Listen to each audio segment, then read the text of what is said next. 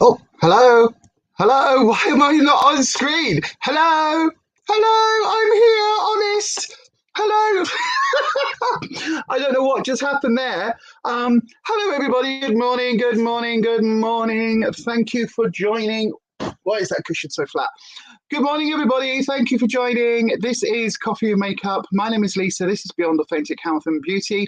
And this is the stream where I drink coffee and put makeup on my face.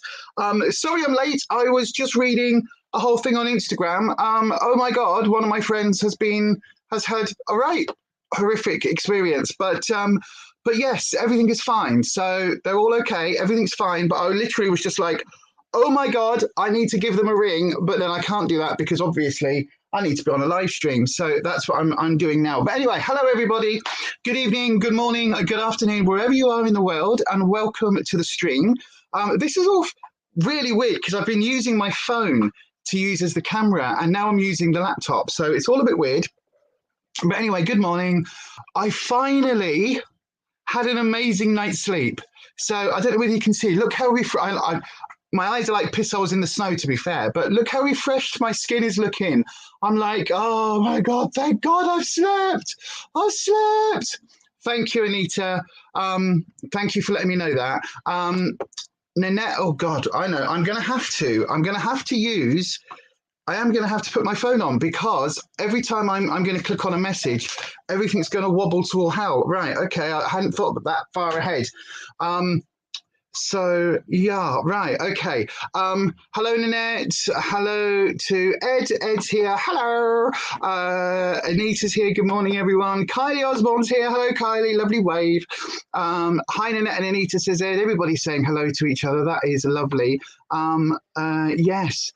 Wow. So yeah, I didn't get the message until literally just now, Nate, because I was filming a podcast yesterday with that lovely Neil person, yeah, we were chatting for about an hour before the podcast, before we were filming, and then we filmed for 3.5 hours, to be fair, and then we chatted some more. So we didn't get off, or I didn't get off the actual recording until about 1:30 this morning, chatting to Neil.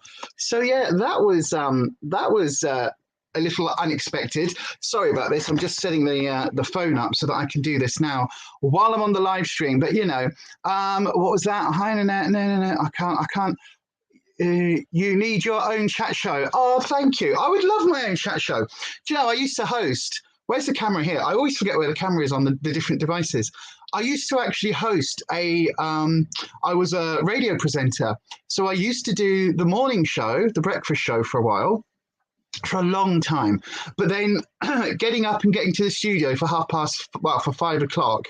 Well, I technically had to get up at 5, at the studio for 6, on air at 7. That was a right royal pain in the backside, as you can imagine. As you can imagine. Oh my God, it was tough. But I went from doing the breakfast show, which would end at 10 o'clock, so 7 to 10, 3 hours on live, which is why when I do my live streams, I'm like, oh, has it been 3 hours? Okay, because that's what I used to do on air. That's what I used to do on the radio. So it was neither here nor there to me, talking for 3 hours. It's like, that's what I used to do. So I would do that, and then because it was such a small radio station, I would then go and produce. I know, right? I was a producer. I would produce the news show. So at 10 o'clock, the mid-morning presenters would come on, and then I would go from there into the newsroom, and I would basically put together the news show, decide what was going on air, do all the segments, cut all the packages, and get everything prepped so that the news presenter at midday, because we had a half-hour news program, our news presenter was then able to do that. But then I segued. I was like, oh, I can't be asked doing mornings anymore. So I gave up the morning show, and I had a mid-afternoon show. So then I started at 10, producing the news program, sometimes presenting it, but not very often. But then I had an afternoon show, which was basically the mid-afternoon, and it was a talk show. And so I would interview people, like I was sent to theatres and the TV show stations and things to interview, famous people. But I would also interview, Joe from down the road, who's spent £5,000 in 6 years turning his garden into a small Ewok village or whatever it would be. Or, I would go and interview Mrs. Rebecca Smith, who today has just been nominated as the county's best jam maker. And but Mrs. Smith is 93 years old, and she's been making jam since she was 6. So we're going to speak to her today and find out what secrets 87 years in the jam making business can give you. So I used to do all of that. I loved it. It was so good. So good. I've got so many memories from doing that. So many lovely famous people that I met. And I used to do, because you know me, like I am exactly the same now as I was with them. So like all these other presenters, all these other people would be like, oh, look at this famous actor. Look at this person on the telly. And I would just be like, so I do my research, right? So I'd be like, so they're all going to talk about this thing that's really popular and really current at the moment. Now we're going to talk about that. But what I wanted to talk about was really when you started your career, you did this play and you did this character, and now you've returned to that play last year, but you're playing a different character. Like, you must really love this play. So when you first did it, like, what was it about doing that made you want to return? Like, what? And you've got this particular actress from a very famous program, and she was like, oh, do you know what? No one's ever asked me that. And she goes, wow, yeah. She goes, you're quite right. I love doing all of that, blah, blah, blah, blah, blah, blah, blah. And then we had this really, really fabulous interview. And I used to do it with all of them. Like, oh my God, Gaynor, the one from Coronation Street, who had the twins and they died, and the character, not the actress. And Jeff, whatever his name, I can't remember. It's going back 100 years. But anyway, I interviewed her doing, I don't know, would it have been Calendar Girls or something she was doing? And I was like, oh, you know, this play is really great. I love it. I said, you know, we even kind of get a little bit of partial side boob and all of that. I said, but what I really want to talk about, I said, is I have never forgiven you. And she goes, why? And she got all like, And I was like, because how could you possibly go and die on the street, on the cobbles and leave your twins? I was like, Gaynor, I cried. And she just burst out laughing. She was like, oh, I thought you were being serious. So I've always had this same attitude. Yes, especially with famous people, because it's just like, yeah, you do a job. And I was doing a job. And all right, your job pays a darn sight more than mine did, but it's just a job. You know what I mean? Who cares? You're famous. I'm not. Who cares? You got recognition in your job. I didn't, but I got recognition in my little portion of the job. But anyway, yeah, I love doing that. I would go back to something like that, especially because obviously doing the YouTubes, I have to be my own producer, my own editor, my own writer, my own researcher, my own broadcast team, all of that.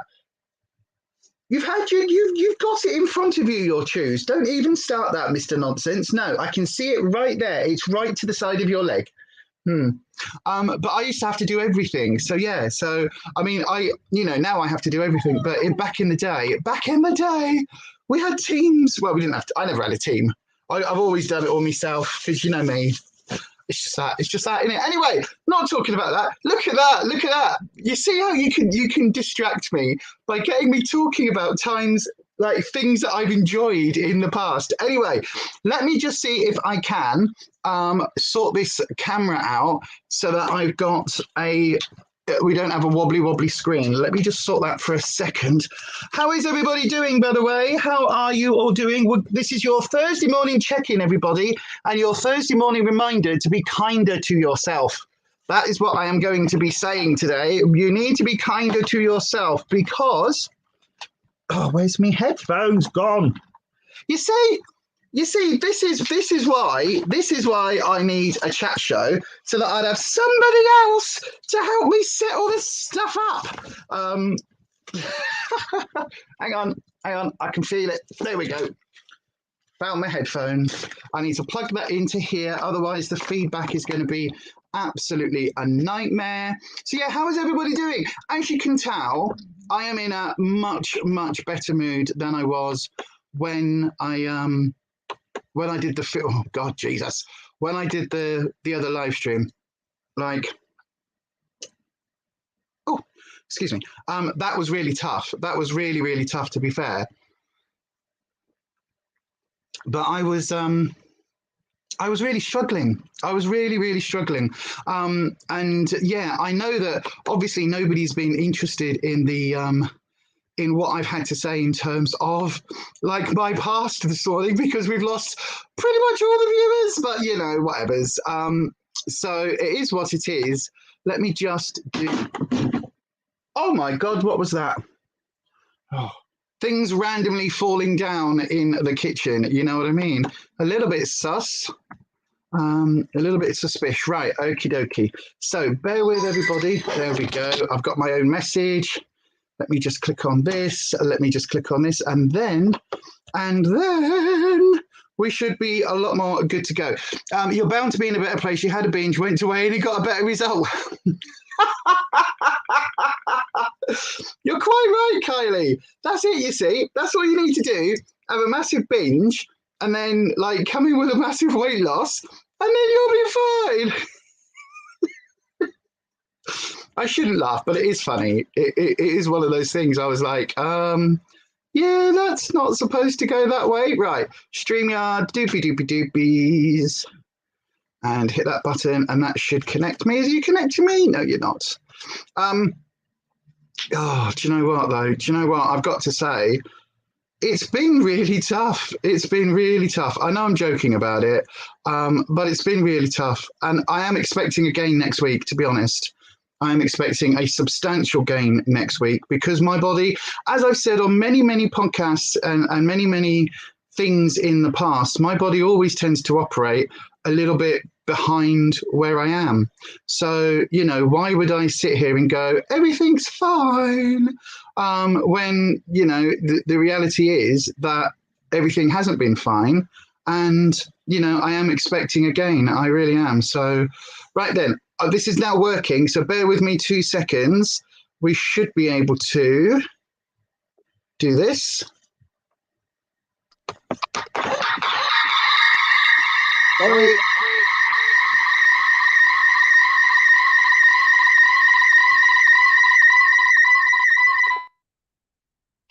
I'm so sorry, everybody. So sorry. Good Lord, I couldn't get that off fast enough. Right, there we go. See, this is why I need a team. Look at the better quality. This is the one I'm looking at you now. That's the laptop, and this is the phone. Laptop, phone. This is why I use my phone, because the quality is so much better. Right, anyway, there we go, everybody. Hello.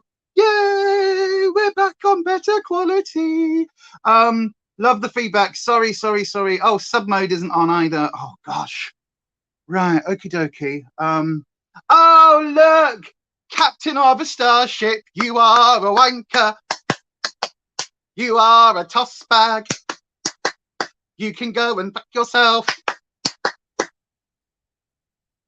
The creator is the father of light. I work for the other side, my dear. I work for the other side. I don't. None of that Christian bullshit, evangelical bollocks, please, on my channel. Thank you very much. Thank you. Goodbye. Is he a troll? It's probably a bot. It's probably a bot, to be fair. Probably a bot. I've got to say that. Probably a bot. Oh, hang on. Look at that. Ed was saying you like seeing two of me. You know, they've said I'm two-faced before. I've always said I'm not two-faced, right? Because if I was two-faced, why would I have this one? This is weird. Look at that. Oh, hi. So then, Lisa, what do you think about the geo-economic crisis happening on Neptune? Wow. Thank you very much for asking me, Lisa. I would have to say, oh dear, I'm in such a silly mood because I've slept. I am doing neat. I'm doing it now. I can do it now because look, ooh, that's really wobbly, but the phone's just doing a little wobble, whereas the laptop just had a full-on proper little meltdown. Right then, I need to come out of this account. Oh my gosh. So yes, so one of the reasons why everything's been a little bit like a dodgy start this morning. Oh my God, have we flipped over to another? We have. Wow, what are we on? 1540 now. 1,540 subscribers. Oh my God.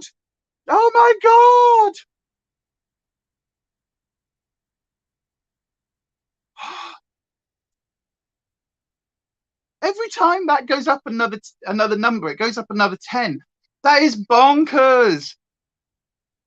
1,540 of you have subscribed to this channel. To see me do this shit 18 minutes into a live stream, I've not talked about anything apart from a load of nonsense.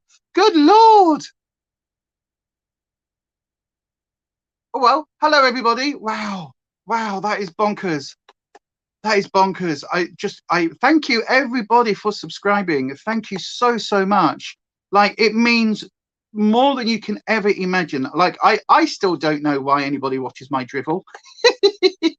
To be honest, I don't know why anybody watches this, because like it's just me talking nonsense. You know what I mean? It's me going, nobody knows this, but I once interviewed that bird from Coronation Street. You know what I mean? This is not quality YouTube content, I've got to say. It really isn't. It's not what this was supposed to be. In my head, I'm like, doobie-doo, this is what I want to do. There you go, Nate. You should all be on now. Thank you very much. And we are now 20 minutes into it. We are ready to start the podcast. So if you are watching this, right, on the Facebook, hello. But if you are watching this on replay, my advice would be, forget the first part of it, right? Forget all of that up till now and pretend that we're starting now, right? Starting now. Oh God, you don't know why either, but it seems to be working. I know, right? Thanks for that, Nate. Always ready to burst my bubble.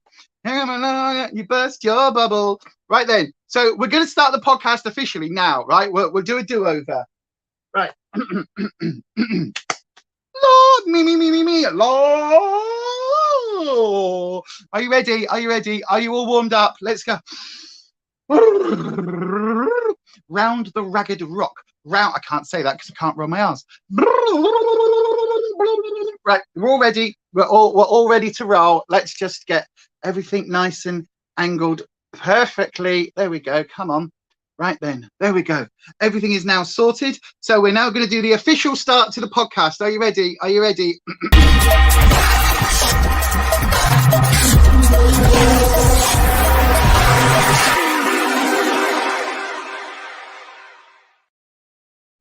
Hello, good morning, and welcome to Beyond Authentic Health and Beauty, where we are documenting our slimming world journey and beyond. Today, we are on the beauty side of things. My name is Lisa, and very good morning, and welcome to you all to a coffee and makeup. This is the interactive Get Ready With Me, where we drink coffee while I put makeup on my face. How is it interactive? Because you in the chat here live get to decide what ends up on my face. It can be a bright look, it can be a colorful look, or it could be the most basic of bowl of neutrals. So whatever you would like to do, whatever you would like to put on my face today, stay tuned because you will get the opportunity to decide how my look ends up. So then, joining me today is absolutely nobody on the sofa, and I'll be interviewing them about their current film, Isn't Life Shit? There you go. You see, that was a good little professional, like, look at me, look professional. So yes, right. So what are we actually going to do today? Well, the first thing we're going to do is drink some coffee. So I've got 3 coffees on the go. I know, right? That's how bad things are.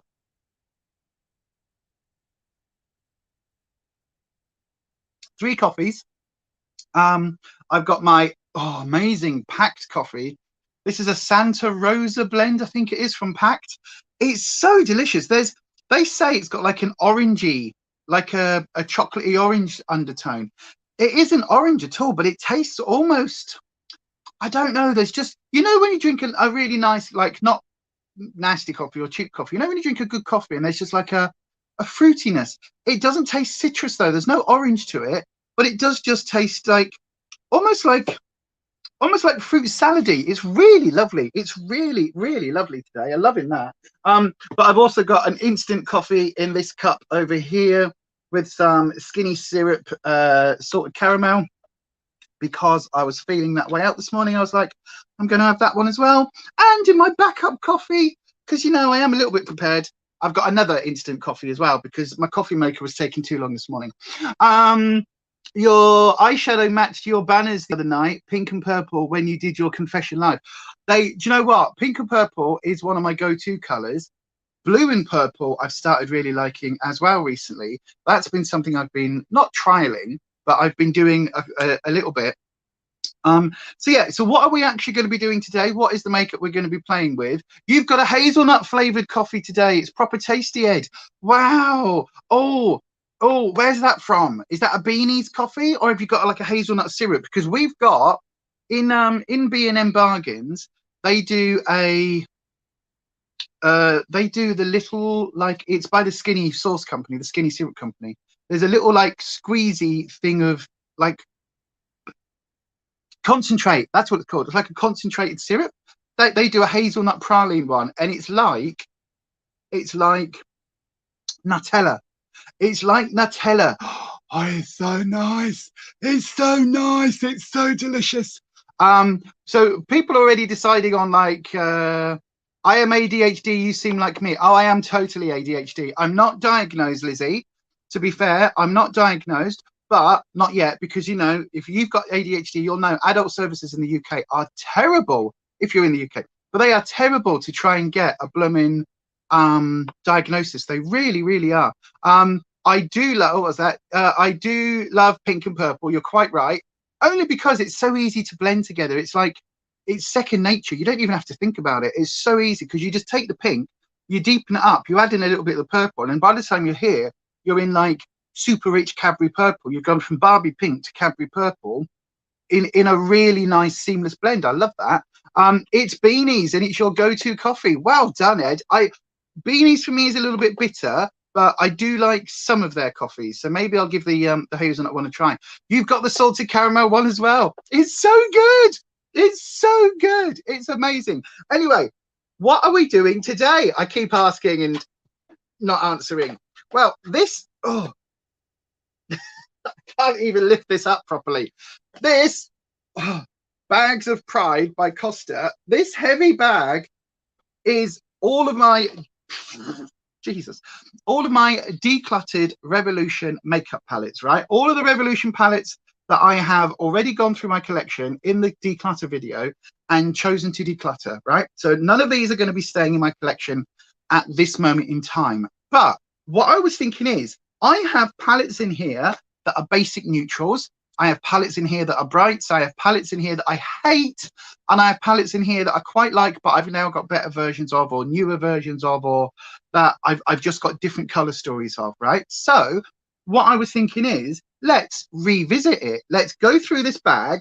First of all, we need to decide whether we're going to do like more of a neutral, classic kind of, you know, beiges, browns, neutrals, nudes, sort of that color scheme, or whether we're going to go for a bright, colorful look, because that will determine the palettes that we use, right? So that's the first thing that we need to decide. Now, if you've not been here before, what I would like is for all of you in the chat, in a second, I'm going to play that intro music again, that little ident thing. And basically, all you've got to do in the chat is just vote whether we end up with a neutral or bold look, right? And when I say neutral, we can still go glam, we can do glitter and sparkles, and we can have like really nice glam, like, you know, date night looks. We don't have to just be like, I've got a bit of eyeshadow on. You know what I mean? Because that's not me, is it?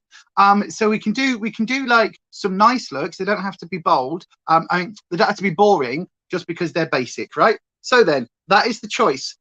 Bold, which is anything bright and colourful, like the rainbow from my top, or neutral. So that is your first vote today. And how you vote is by literally typing it into the chat in the next 10 seconds whilst I play this lovely piece of music-y, jingly video thing.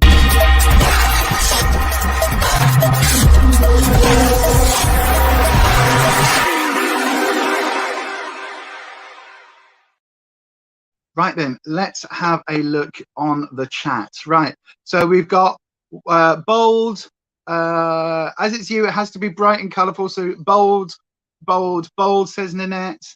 So it looks like those of you that are here live are wanting the bold, the brights.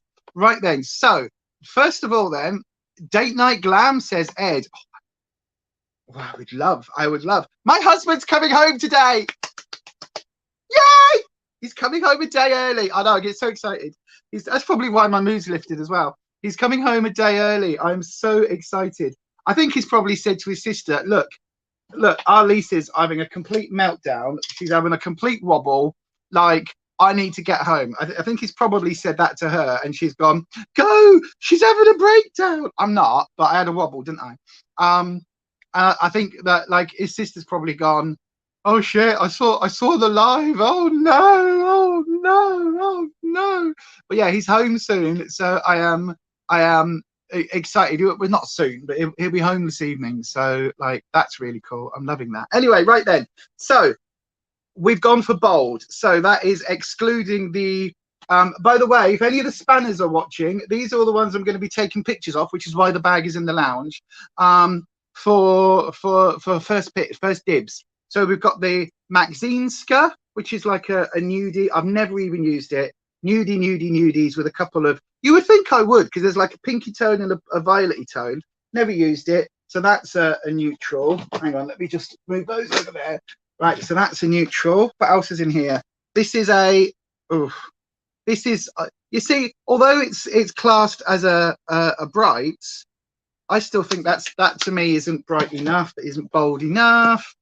Oh, that's a neutral palette. That's another matte neutral shadow palette, another one that's untouched. What's this one? Oh, this is still got the cover on. I think I've only ever swatched this because, again, look, like, to me, neutrals not very bright and colorful. That's the Revolution Unconditional Love. It's a nice palette if you like basic sort of color schemes. What else is this? What's this? Oh, again, the Makeup Obsession. That's a neutral. The new neutrals, Revolution Pro, both of those, the two ones that are like Huda dupes, those are both very, very basic and neutral. Again, lovely palettes, but neutral. Again, neutral. Wow, I've got so many neutral palettes I decluttered. Anyone would think I wasn't a neutral bitch. Neutral, that's similar to the Orgy palette, similar to the JSC Orgy. Look, you can see I put a sticker on the back. This one is like the Urban Decay Naked Smoky, but that's going as well because nobody uses that. So I'm just showing you so far all of these decluttered palettes, aren't I? Right, what's this one? Be in Love With. Oh no, look, neutral. Oh my god, have I even got any colourful ones that I've decluttered? The Curses and Hexes is neutral. Wow, it's a bit pale. Right, so here we go. We've got the Revolution Neon Shadow palette. So we've got an orangey one that's quite bright. What else have we got in here? Oh yeah, and we've got the green version of it. So that's bit of dust. We've got greens, and we've got the yellow version as well. So these have all been decluttered. That one's got a bust up shade, so they're fairly bright. What else have we got in here? Neutrals, lilac but neutral, brand new, never used Revolution Pro Ultimate Eye Look palette. This is really good, Nate. This is really good. This will be up your street. The Onyx one, it's like, have a look for it. Revolution Pro Onyx. I think it's 4 colors, quite nudie, but quite good. Right, and then I've got some of these chocolate palettes. So I really didn't declutter any bright stuff at all, did I? Huda dupes those brights. I know, right? That's what they were. They were dupes for the Huda neons. Right, so we've got the I mean, this is 2 years old, 3 years old, but it's still a reasonable palette. Look at the state of that though. So we've got a purpley toned fruit and nut palette. I think this one was fairly neutral as well. This one, yeah, it is. Look, and it's still got the little sealy thing. So I don't think I've ever used that one either, or maybe done more than maybe one look with it. So that's in the declutter pile, but that isn't very bright. This one's not bright either. That's the mint chocolate one. I'm trying to look for another palette that's got brights in. So I think we're going to have to use the and there's some blues in here. The cookies and cream one. Some blues in here. Actually, I might keep hold of this one. I'm just thinking it because haven't Elf just done a whole cookies and cream range? Where there's a palette similar to this. I'm sure there is. Good morning, little Miss Budget. Good morning, Ness, my darling. I hope you are well. Renata's here. Hello, Renata. Quick hello, but must go as I need to go for a good long walk in Roundhay Park. Need to lose weight fast. See you all soon. Okay, my darling. Have a lovely day, Renata. Have a lovely walk. Actually, I was about to say I'd love to go for a walk in Roundhay Park, but I've got so much to do here before Rufus comes home. It's ridiculous. Right, so we've got some blues. So what do we think then, everybody? I do also have my Forever Flawless Birds of Paradise here as well, if we need a backup to add some extra colors in, because I was kind of thinking that maybe there wouldn't be a lot of bright palettes. I didn't realize that basically it looks like I've decluttered 50%, 90% of my neutral Revolution palette. So that's really interesting. So yeah, surprised about that. You're doing loads better. Fantasticness. Amanda's here as well. Good morning, Amanda. How are you, my darling? Good to see you feel better. Yeah, I've slept, Renata, and when I weighed in, it wasn't as bad as I thought. And I managed yesterday. I had just my soup yesterday all day, and then I had like scrambled egg with ham, pretty much, is what I ended up having in the evening because I wasn't very hungry, and then a banana and an orange. So I would have come in yesterday with very, very, very few calories, and very, very, very minimal sins. So yeah, quite excited about that. Quite excited about if I can maintain that for this week, which is my plan, then I will be hopefully weighing in with a maintain. That would be good, or even a slight loss this week coming, because I'm expecting all the shit that I ate to catch up with me this week. So yeah, we'll see what happens with that. But anyway, I'm not going to focus on this. Oh, there's another one in here. What's this? This is the one that I really wanted to be lovely, and it wasn't. The little violets one. I just can't make this work for me. Other people might like it. I wanted the colors to be bold and bright, but if you're more neutral and you just like a little wash and a hint of the violets and purples, you might really like this. So yeah, for spanners and anybody on my on that list, there's a whole bunch there that is being decluttered, and I'll be taking pictures of in a bit. So then let's have a look. What do we think? I saw what was it? Mix the two brights palettes and do a look with both.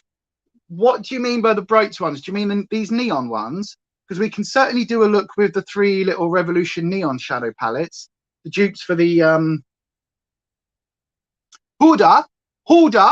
Love to see you back to your lovely positive self. You decluttered loads of makeup too yesterday. Wow. Is anything good around? I don't need any more makeup. Manda, anything good? Anything good? We can do a swap if you want. I'm so bad. I've also got a box of blooming Juvia's Place stuff. So what did I get from Juvia's? I got a couple of eyeshadow palettes. I got, hang on, this isn't for today, but this is for a future video. I got,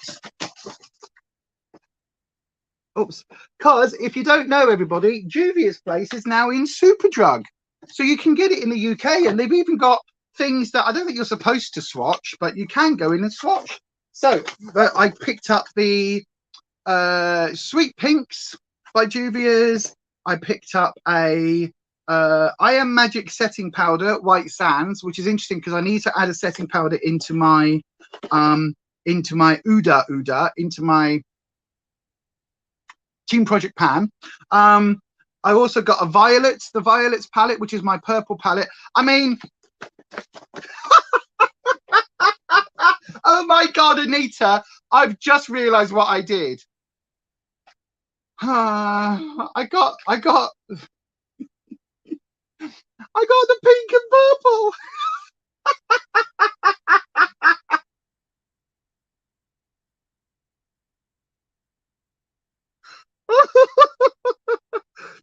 So yeah, the pink and purple ones, yay! But I did also get, as I say, a setting powder and a lipstick and a lip liner. So I got the sort of neutrally browny shade of Lippy because I thought it was one that I'm probably gonna I'll wear that, and I got the lip liner and everything. So I got all of these, but then I did also get maybe for a little giveaway there might be another palette. The pinks one, there might be another one for a giveaway. So yes. How much were the palettes? What a surprise, you got pink and purple. The palettes were £14 each.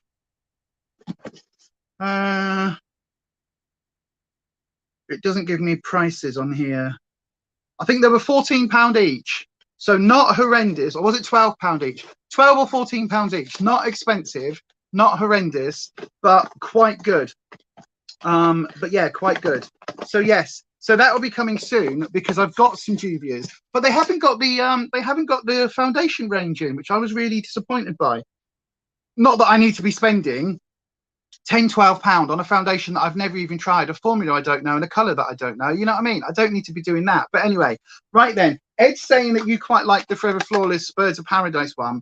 I've got to say, even though there is a Forever Flawless in the Declutter bag, I do like their tin palettes. I really do like that they are, you know, I like the tins, but I do actually quite like the formula in their tins. Generally, I really do. I think that like a lot of Revolution stuff is very hit or miss. And as you know, the I Heart Revolution range from Revolution, I find really like a lot more miss than hit. But the Forever Flawless range, like the Within a range, I find that to be fantastic. And also Makeup Obsession, I think that in brand, the one that you get in Boots, that's also very, very good. Boring neutral stuff, I want to try Juvia's, might pop to Superdrug on Saturday. I would recommend they, at Superdrug, they've only got the these pans. So I'll show you what this is. It's a bit like the berries one that I've got. So I'll show you, oh, I can't, You can see, look, I've not even opened it yet. Not even opened it. It's been here for a couple of weeks as well. I've not even opened it or swatched it or anything because I wanted to do that on a video, but I will show you what the pans look like. So I like Juvia's. I like the fact that, look, they go da da da da da da da da. So you get a lot of packaging, a lot of like, yes, it's waste, but when it comes to you, if you order it on the Superdrug website, or even if you get it in store, your palette's not going to be, you watch, I'm going to open this up now and it's going to be absolutely destroyed. Absolutely destroyed. Oh no, look, these are the little £6 palettes. Look at that. Isn't that just, if I hold it there, look, isn't that beautiful? Pinks and, oh, I'm going to have to just, no, I'm not going to swatch it. I'm going to do all that live on the actual video when I review these. So yeah, it's a lovely, lovely palette. So the pinks are really like, you've got your bold pink there. You've got 3 shimmers, glittery shimmers, like metallic-y, well, not metallics, but shimmers. It looks like 2 are more glittery, then this one's more of a like a lid topper. And then you've got your 3 mattes. You've got your sort of, I would call that like a Barbie pink, a dusky pink, and a bright sort of almost magenta-y pink. You know what I mean? I think it's lovely. It's what the Ciate Miss Piggy palette should have been. That's what this is. Now I will say, right, in all honesty, before Christmas, before Rufus ended up getting me the lippies from JSC, the little mini lippies, we went into Superdrug and I actually swatched the Violet palette that I've got, and I hated it. I absolutely hate it. I was like, no, don't get me that. It's rubbish. I don't like it. It doesn't go on. And then when I was on the Superdrug website, I was like, I'm going to buy it because I like the formula of their eyeshadows. I like the berries one. I like what they do. It may just be either a dud or that the little tester thing that they had in store wasn't supposed to be used. It was just like a whatever. Or it's one that I might have to use with a finger or with a wet brush or something. There will be a way of making it work. So I ended up buying it, even though when I swatched it, I thought it was crap. But anyway, but yeah, very, very good. But what I would say, to be honest with you, right, to be honest with all of you, if you are after Juvia's, I think, oh no, it's not on Beauty Bay anymore. So yes, the Superdrug have got some like the core range. Have a look for Juvia's in America. You've got to pay shipping and taxes and all of that stuff, but they do sales occasionally, which aren't too bad.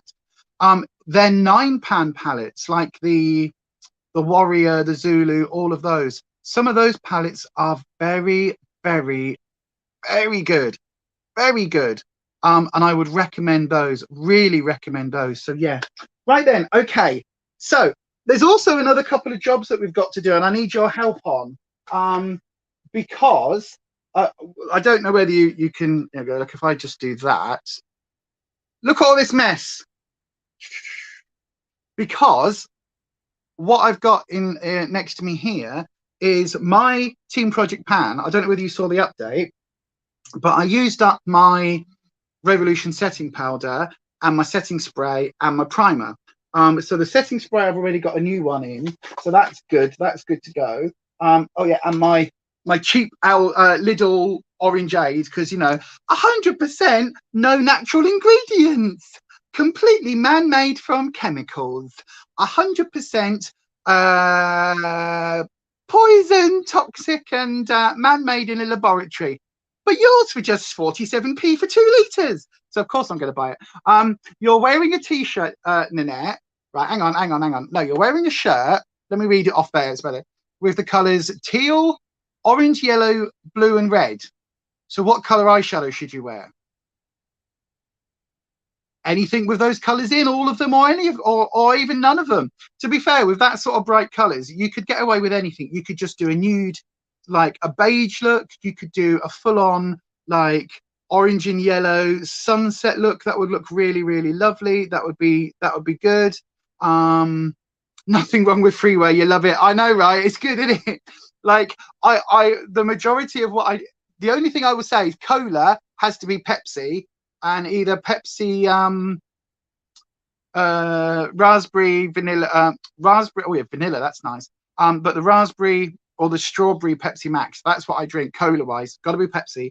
Pepsi Max. But everything else, like all the Lilt ones and all of that, just buy the cheap shit. It's all the same. It's got the same chemicals in it that makes it taste vaguely like an orange. So why pay Fanta price when you can get the freeway price? You know what I mean? Oh, I'm not a snob. I'm a snob when it comes down to certain things, like my coffee. I'm not a snob when it comes down to anything else.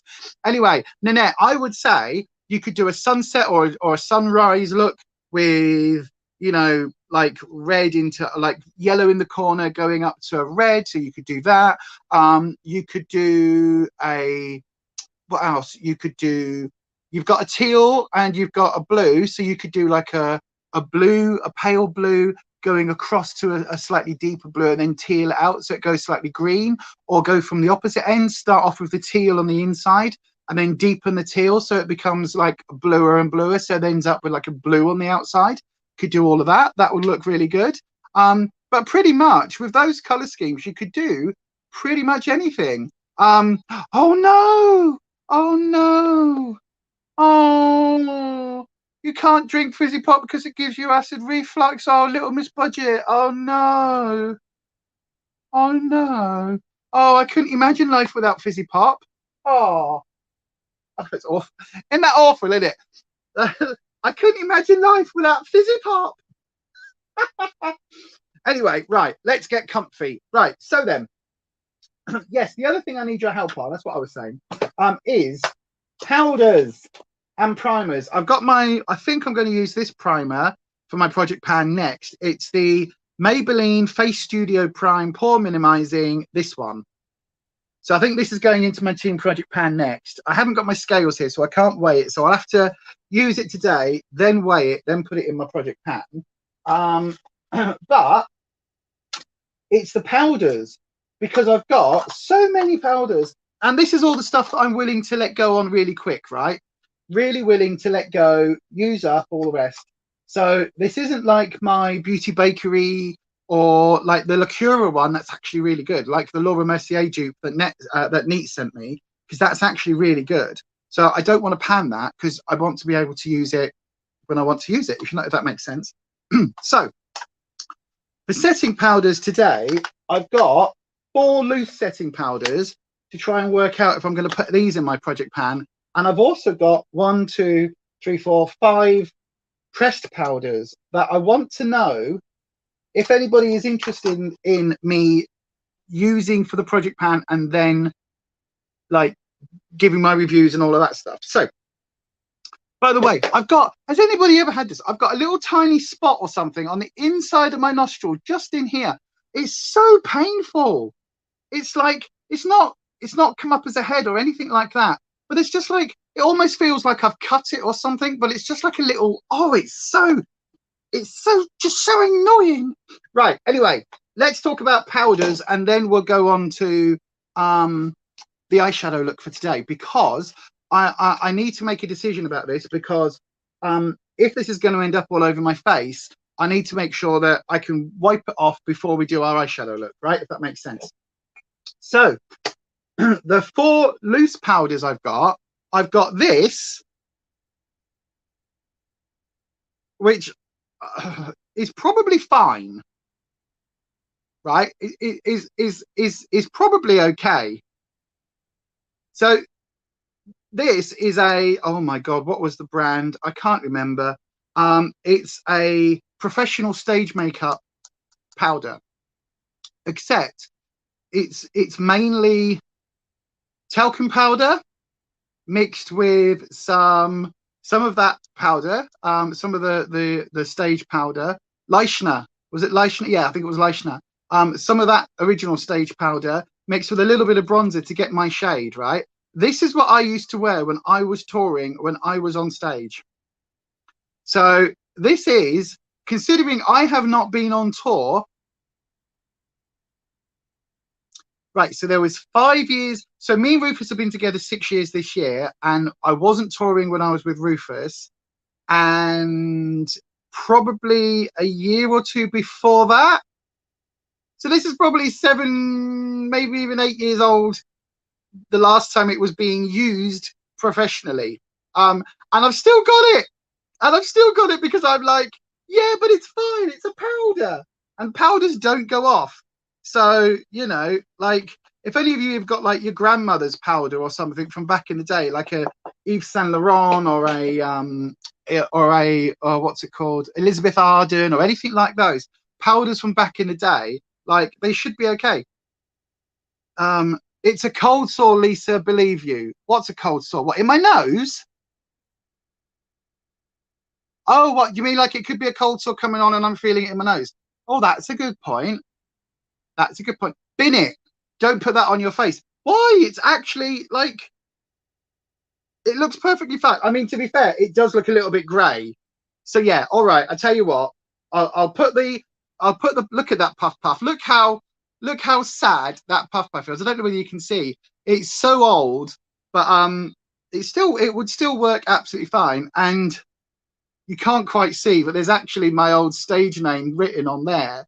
From when I used to be a performer, because obviously you'd sometimes be in a dressing room and you'd be with a lot of other performers and a lot of other singers and dancers and all sorts. And especially when you went to some of these bigger events where there would be like one dressing room for several of you. Hang on, let me just shift all this out the way. Where there'd be like one dressing room, that's better, one dressing room for several people, because that used to happen all the bloody time. And then you'd be like, oh, is this my powder? Is this yours? Is this my puff? So I used to just write my name on Sharpie on everything. But yes, all right then. So I won't use that. What were you saying about pressed powders? Okay, you think a pressed powder would be really useful. Out to do with your nose like spots and pulling nose hairs out is proper painful. Oh my God, Ed, isn't it? Oh my God, yeah.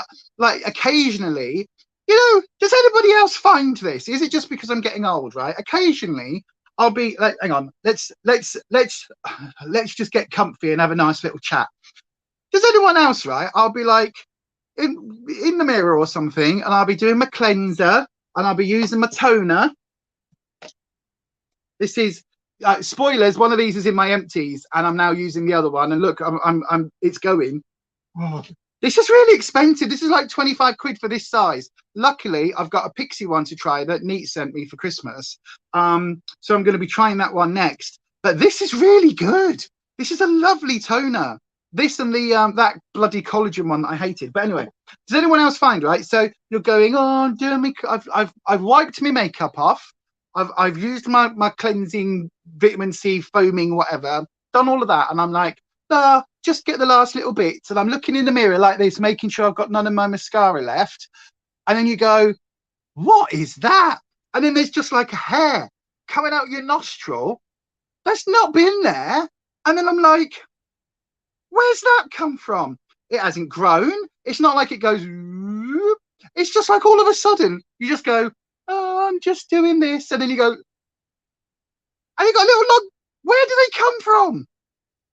How, like, am I the only one that happens to? Have I got nose hairs that are somehow growing all the way back into my sinuses? And then I'll go, whew, and it go flop forward like that. I mean, I know this is a good sort of topic for conversation, isn't it? But does anyone else have that?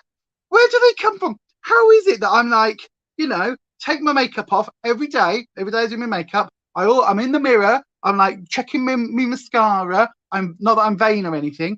I do it all the time. I'm always taking selfies. I'm always aware. And then randomly, there'll just be this super long nose hair. I don't get it. I don't understand. You get them on your chin. They sprout out of nowhere. Yeah, sometimes. But I'm very, very mindful. Obviously, you know, trans and all that bollocks. But I'm very, very mindful. I've had a lot of laser treatment. So I don't get any facial fuzz. I get a little bit of peach fuzz here and there. But occasionally, do you know what it is with me, Ness? It's not a chin sprout. I've got a mole, right? There. Yeah, that one. I've got a mole, right? And occasionally I'll be like, everything's fine. I've done my face. I do my foundation and my primer. And then all of a sudden there'd be like a long hair poking out of that. Out of nowhere. Nowhere. Caroline Hiron says you should avoid foaming cleansers as they disrupt your pH levels. Okay. I like it though. I like the bubbles. And I think anything like that. So when it comes to skincare advice, right? My skin is fairly robust. The things I will never use on my face are things like we were talking with Ness that time. Any exfoliants that are using ground up whatever, whether that is walnut shell, coffee grinds, any of those physical exfoliants, I've got to be so careful with, because I don't want microabrasions. I don't want any microabrasions around my eyes, allowing bacteria or anything else to get in. I really don't want any of that, right? So I don't use a physical exfoliant if it's a harsh one. I don't use anything that's using ground shell of this, that, and the other. Don't do it, because it's just too dangerous, right? But in terms of everything else, I do peels occasionally. I do the that do so well. No, I do. Shut up. I'm such a child. But I do use like foaming things and things that will disrupt the pH, because then I go in with a toner, and the whole point of going in with the toners is that it basically soothes everything back down, so that you can use a slightly more stringent cleanser or a more stringent exfoliant to then go back in and kind of like to then, you know, do the good stuff with your toners and with everything else to balance the skin back out. Also, I then go back in with my skincare routine. If I've gone into the whole process where I'm using everything, I will then whack a little bit of a nighttime moisturizer on. But anyway, yeah, so that's, you know, in terms of affecting the pH, it can do, but lots of things can affect your pH temporarily. You know, eating citrus foods can affect your body's pH temporarily. So there's not a lot too bad with that, as long as you are doing the steps afterwards. So as long as you are going in with a toner or some sort of like even the La Cura version of the Emma Hardy, because it's got the shea butter and so those sort of other elements, anything that you're doing that might affect your pH, if you're going back in with something that is going to calm the skin, like you can strip the pH off the surface levels, but your skin is like, the surface is pretty much dead skin anyway, to be honest. That layer of skin is ready to slough off at some point. Like the layer that you can feel is the next layer ready to go, because the skin that we actually care about is the skin underneath. The skin on the surface, one good exfoliator, one good cleanse, one good scrub, that layer of skin is gone. So, you know, generally speaking, so it doesn't really matter too much what the surface of the skin is like. It's the deeper levels, the deeper layers, that for me it's really important to look after those. Anyway, there you go, everyone. A little bit of serious skincare discussion from somebody who knows bugger all about skincare, except is rapidly learning and trying to look after my skin in the best way possible. Anyway, right, so we've got pressed powders and we've got loose powders. So let me take a swig of my coffee. Everybody, chin chin, everybody. Let's have a go.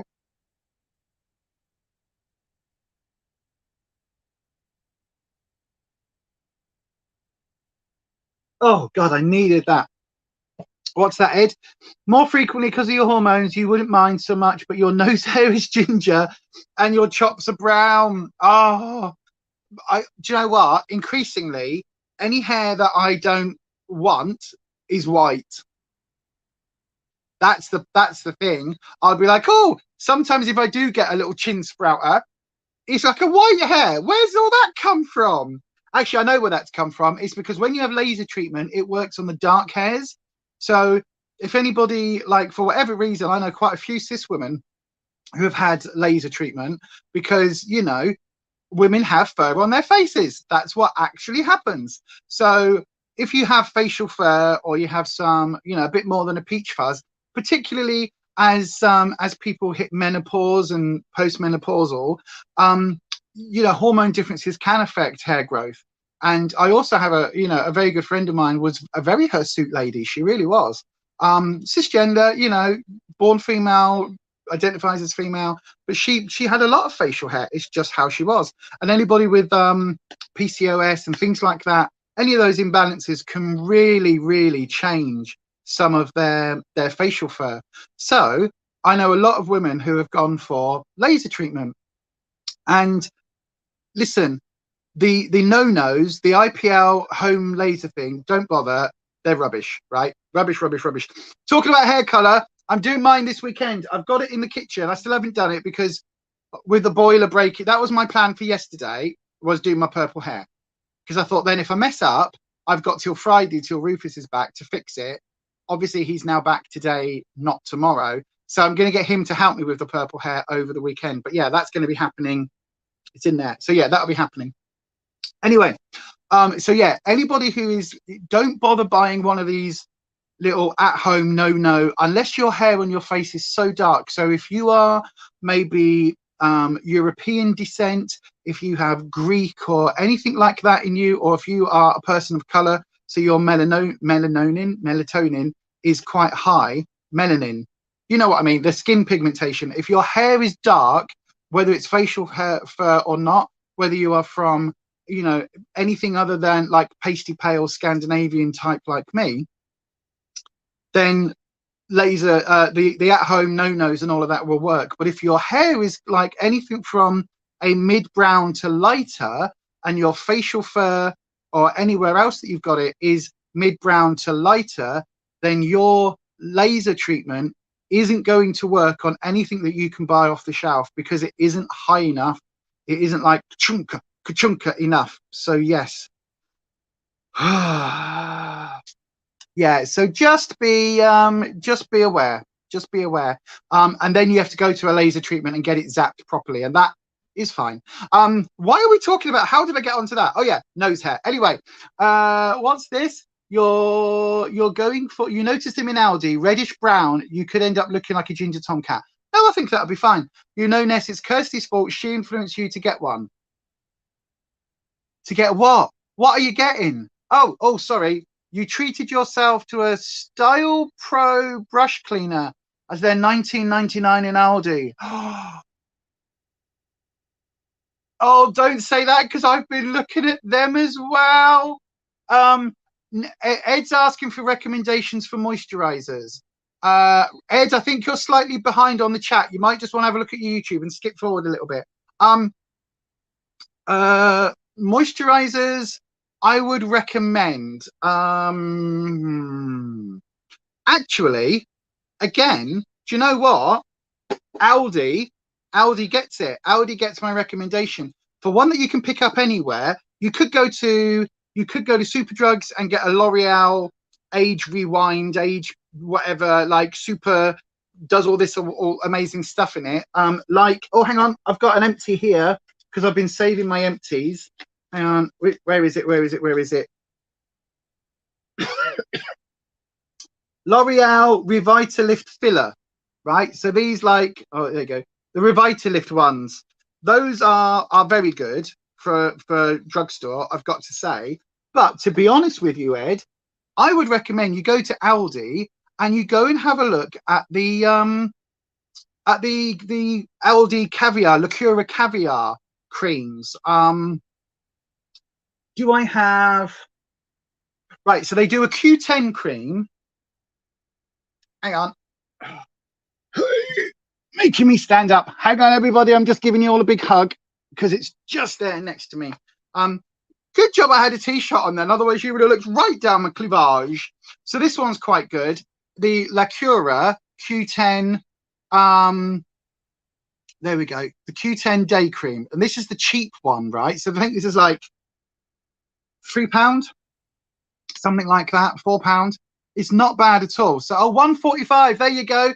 Ness is saying the same thing. This is that one, Ness. I think this is that one. The Q10 day cream one. It's very good. In fact, do you know what? I'm going to use that today because I haven't done my skincare yet, and I was going to have already done it by now, to be fair. But we'll quickly do my skincare. So in my tubs, like, of all the ones that I've got that I would recommend, do you know, in all honesty, if I had to give you any recommendation at all, right, any recommendation whatsoever, it would be Dr. Botanicals hemp moisturizer. This is the best for my particular skin. I don't know what everybody else thinks about it, but for my skin, this is the best moisturizer that I have ever used, ever. it is absorbed so nicely. It calms my skin. It's really helped any redness. Like, I don't know whether you can see, this is my skin completely bare. All I've done is wash my face and like do all my cleanse and my toner this morning. I haven't done anything else. There's nothing else, no moisturizer or anything. And my redness is really, really minimal. It's really kind of, you know, it's been amazing. And I put it all down to this hemp moisturizer.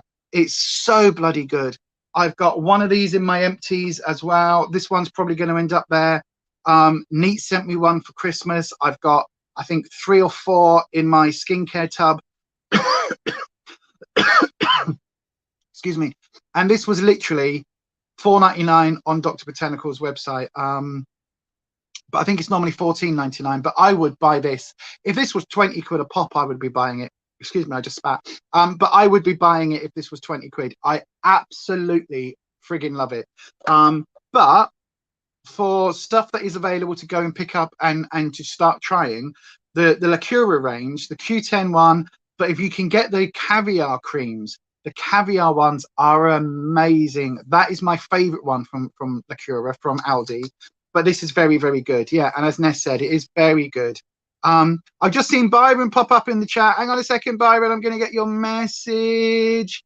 Where is it? Where is it? There we go. Hi, Byron. Sorry you're late. Oh, no worries, my darling. Caught your way in, catch up. Wow, that was a close shave. Hope you have a good week on plan this week. So yesterday, all I had yesterday, because I wasn't feeling very hungry, is I made a soup with the stalk bit of a cauliflower. You know, the bit that you don't tend to use. I cut that off because you had a fairly big cauliflower. That's in the fridge. I'm going to use that for Sunday dinner. So I put the stalk in. I put some parsnips that needed using in because there was no way I was going to use them for anything else. And what else did I put in? Parsnips. Oh, and a Swede. I had a baby Swede that I was like, oh, I've got 3 Swedes. Why I had 3, I don't know. But I had 3 Swede. And I was like, right, I've got one for Sunday for me and Rufus. And there's a little baby one. You know, when they're just like, I'm not wrinkly yet, but the skin's just like a little bit soft. I was like, right, that can go in the soup maker. So I chopped it all up, put it in the soup maker. Oh my God, it was delicious. 2 stock cubes. It was just an if it soup. And that is what I had yesterday. And when I first poured the first one out, it was coming out like Cool Whip, like Instant Whip. It was coming out so thick and light, but it was so delicious. And then I put some more water in so I could actually drink it. So that I had yesterday. And then because I had to add the water to it, I ended up with 4 cups worth, like 4 mugs worth of soup. So that's all I had yesterday. I had 2, like one after the other, because I was like, oh, this is so nice. And then I was like, oh, I've got loads more. So I carried on and I had more. Very good. So I had that yesterday. And then yesterday evening, technically it was like 1:30 this morning when I got off the chat with Neil. Because we filmed a podcast yesterday for coming up on Wednesday. Oh, and my tarot video is going up. It's scheduled to go on at 2:30. So over on the other channel, the Total Tarot Collection review is going up at 2:30, which is interesting.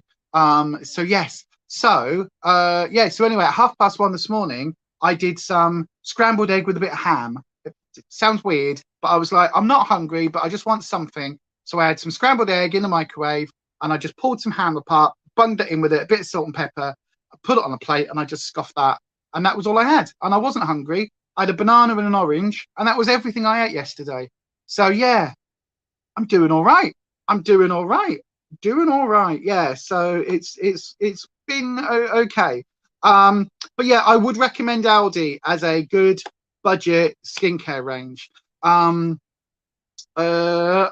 look at that. Everyone's so lovely on this. Hi, Nanette. Hope you're feeling a little better this week and made some pamper time for yourself. Exactly. Do I do empties videos? I am filming one very soon, Amanda. Yes, I've got my empties tub. That's why I'm keeping stuff to one side. So I've got, I haven't filmed an empties video for the longest time because I keep forgetting. And also, this flat is messy as it is. The idea of keeping hold of a whole bunch of empties until I've got enough to do a video for is ridiculous. But yeah, I've got some empties here, empties and things and things that are technically empties. By the way, sorry to everybody else, this is going to sound so awful, but spanners, and in fact, like if anyone in the UK, I guess, so sorry, Nanette, but only because of the price of postage, right? This is the Garnier micellar water thingy one, right? Micellar cleansing water. I use this all the time, but I don't use this because this bottle has been refilled about 3 times because I was given a whole bunch of these little sampley ones from, like, I don't know, I guess they were in magazines and that. So I've got like loads of them. Now, they are in plastic and they are like little 5mm testers. But because I've got so many, all I do is get a whole bunch of them, chop them off, pour them into a jug and then refill my pot. But I've still got loads. So if anybody wants like probably what, 10, 15 of these, so you'll get yourself enough to probably fill up, maybe not fill up, but, you know, refill and restock some of this. If anybody wants some, let me know because I've got bunches of them. And I'll be quite happy to stick them in the post because it's only going to be about what? The price of a normal letter, I guess, to stick a load in the post. So if you want some, message me on Instagram and I can send some out. Anyway, right, let's do some very quick skincare in terms of serums. Ness could use them, you reckon? Yeah, I'll quite happily send them to you, Ness, if you want. I've got, there's loads of them. You picked up the Aldi setting spray and primer on Tuesday. Do they do a setting spray? They don't. Your Aldi's amazing. I was about to say, Ness, tell us all where your Aldi is, but don't, because A, that's doxing yourself, but also don't, because you don't want everybody going in and getting it all. I've made that mistake. Trust me. Trust me. There must be people in Leeds that watch our magic bag videos, because it used to be that the magic bags from Morrison's would go up and there'd be ages. It'll be like, la, la, la, la, la. Oh, look, shall I buy it? Shall I get one? Now you go, oh, ping. Oh, sold out, buggers. So I think there's people from Leeds have watched our videos and like, get hair heels, right, get it. And I'm like, damn you, curse you all to hell. Name that film. Planet of the Apes. Yes. Right then. Can you tell what a difference having Rufus home tonight is doing to my mental space, and also having slept properly? Oh my Lord. Right. So the Balance Me Vitamin C Glow and Radiance. I don't know whether it was this one that Neat sent me as well for Christmas that I've got in the back. I've got in the other room ready to go. Or whether it was a different version, but it's pretty much the same thing. A vitamin C moisturizer that since I've been using during the daytimes, because I've just shaken it up. Why did I do that? Because I've been using this in my morning routine now. My skin is actually, again, brightening back up. So totally recommend that. And it is almost used up. There's like a little bit just here at the bottom of the label left in here. So that will be in my empties very, very, very soon. I will send it to you, Neat. Ness, I will do. What was that, Neat? I have the setting spray from Aldi. Oh, you've got it, right? Is it any good? What do you think? Oh, you've got 8 bottles of that, Nanette. You don't need any more. That's good then. Because the postage to America is obscene. Oh my God. Right, and then I'm going to use my OK Illuminating Serum. Now this isn't a vitamin C serum. This is the vitamin B3 and hyaluronic acid, because you know how much I love my HAs. So this is, well, you can see down to about there. And then this is the last one. I don't have a backup. Oh no, do I have a backup for this? I might have a backup for it actually. And I do know, I keep saying, don't I, that the flaming, this is the one that's really annoying, right? You've got to squeeze the air out, hold the thing tight, and then release it to get the stuff up the pipette. It's such an annoying pipette. I've tried, because this is such a thick formula, I've tried to actually put a different pipette on, but it's such a strange shape. None of my other pipettes fit it. It's so weird, so strange. Right then, let's do this is a really nice serum as well. It's quite thick, so I do prefer to use this almost as my last serum stage. And I've just remembered, now I've said that I haven't done my Argyle Locks, which is the Argyle line. Luckily, this one's almost used up. So once this is used up, I'm buying the ordinary one because I don't think this one is as good. This Skin Labo one, I really don't. It was only cheap. I got it on there as one of their tester things. So I don't mind it. But to be honest with you, I do not think it's had as good an effect on my forehead lines as the ordinary one. So next time once that is probably down to about halfway of that, I know I've got about a week left. So I've probably got about 2 weeks left of using this every day. So once I get to that point, I will, oh my God, hang on a second. Really? The primer is a dupe for the Smashbox one. And the setting spray is a dupe for Urban Decay All Night. The All Nighter. Oh, Urban Decay All Nighter was one of my favorite setting sprays. I love the mister on it. Oh, let me know, Ness. Ness, do a video. Let me know. Oh, I'm going to watch your Batman mirror one as well, because I almost bought that. Not because I need another mirror, just because I was like, oh, it's Batman. Well, okay, Ed, have a lovely time at Mackey's. Have a lovely salad bag for me. Have some apples and grapes mini bag. No, don't. What would I, if I could go to Mackie D's and like I wasn't on a diet, what would I really want right now? Either a big tasty with bacon, because I like those. But do you know what? I'm a basic bitch when it comes to Mackie D's. I would say a Big Mac with cheese. That's normally my go-to. A Big Mac with cheese or chicken, one of the chickeny wrap things. Yeah, that's what I would normally go for, to be fair. Unless it's a Big Tasty. If it's Big Tasty season, then a Big Tasty, absolutely. Lisa, you've only used yours twice. If you want to try it, I can send it to you. Oh yes, please. If you don't like it, is that the primer or the setting spray or what? Or the, I don't know what you're talking about. The Urban Decay one. But yes, please send me anything. Will Venus is here. Will, I've seen that you did the sun thingy. Let me know about when you want the collab doing, because I'm ready to go for it. I've got all the research done for our planet. So yeah, I'm ready to do that whenever you want. I'm so excited for that. Me and Will Venus are doing a collab. I love it. I love Will. Will, you're so cool. I love you. I think you're such a lovely person. I not that I Instagram stalk you at all, you understand, but yeah, a little bit. Yes, the purple one is a dupe. Do you want to tell you the name of the books now? Oh yes, please, Nanette. Yes, thank you. All right, Ness, that's the one you have. Oh, the purple one, right? Okie dokie.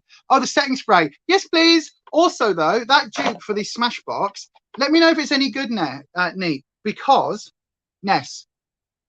Let me know if it's any good, because I've just used up my Smashbox primer from my Team Project Pan.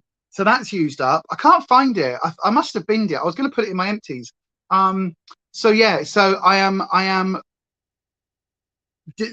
not putting in another one just yet. I'm going to use this this Maybelline one instead. But anyway, right. What have I done? Have I done all my skincare? Oh yeah, apart from my moisturizer. So I'm not going to use my hemp Dr. Botanicals today. I'm going to use the La Cura Q10. So I think Ed's probably gone already to that there Mackie D's. But this is actually a really good moisturizer. You can see, look, I haven't used an awful lot of this. But for £1.45, I think Ness said it was, it's really good. It's got an SPF in it of 20. So I tend to use this more like probably from next month onwards as we get towards sort of springtime here in the UK, because it actually does, like, it's a really nice, quite a nice thick moisturizer, but also oh Byron, oh my God, what? That's my two favorite ingredients. You've been very basic and cheap with your skincare, loving Amazon brand day and night with Matrixyl and hyaluronic. Those are my two favorite ingredients of skincare of all time. The only reason I haven't got a Matrixyl on the go at the moment is because I've been using the Argyle line. So let me know, like, can you drop me a message, Byron, on Instagram or Facebook or somewhere, and send me a link to that, because I've never heard of that, and I would love to give that a go. Not that I need any more skincare, but if it's got Matrixyl and Matrixyl and an HA in it, oh God, absolutely. But yeah, so this moisturizer is a little bit thick as a day cream. It is a little bit on the sort of, you know, like a proper, almost, this is the day cream, isn't it? Yeah, it almost feels a little bit like a night cream, to be fair, but it is, I do think it's quite good. You'll be in touch soon when you can find a wee bit of time to plan. Okie dokie. You'll look through your orders. Thank you, Byron. I've never even heard of it. That's really cool. Right then. So I've done my skincare. We're finally done. An hour and a bit into the bloody video, and we are done. We're getting ready for the look. Getting ready for the look. You have a few mini Smashbox primers. Oh, I would love them. I love it. I love the Smashbox primer. I didn't think I would, you know. And then the Revolution one that I had in my Team Project pan as well, which I think is also, is that been marked here for my empties? Oh God, that's not, that obviously wasn't as empty as I thought it was, because that's just spilt everywhere. Was it the face base one? I can't remember what it was called. Where is it? I must have put them somewhere. Have I put, do you know what I think I've done? I think I've put them in a pot to use as my empties pot, and now I've got a different empties pot. What the hell have I done with those then? There must be somewhere. I'll have to find them out. But yeah, that was a dupe for the Smashbox. But I've got two options for my face primer for today. I've got the e.l.f. hydrating face primer, which I know when I tried it before, I didn't like. So yeah. Or I've got the Maybelline Face Studio Prime one, which I think is the, is this the one that is the silicone dimethicone? Hold on. Old lady specs time. Hang on, everybody. I can see so much better with these on. It's ridiculous.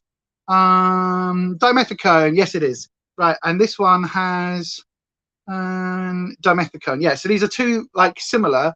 Look at my glasses. I'm such a celebrity. Amanda, if you send me a message on Facebook or on Instagram, that's what I was looking for, Beyond Authentic Health and Beauty. If you drop me a message, I can send you my address and I can cover the postage. That would be lovely. Thank you. So yeah, so these are both similar to those other ones, like the Smashbox Photo Finish.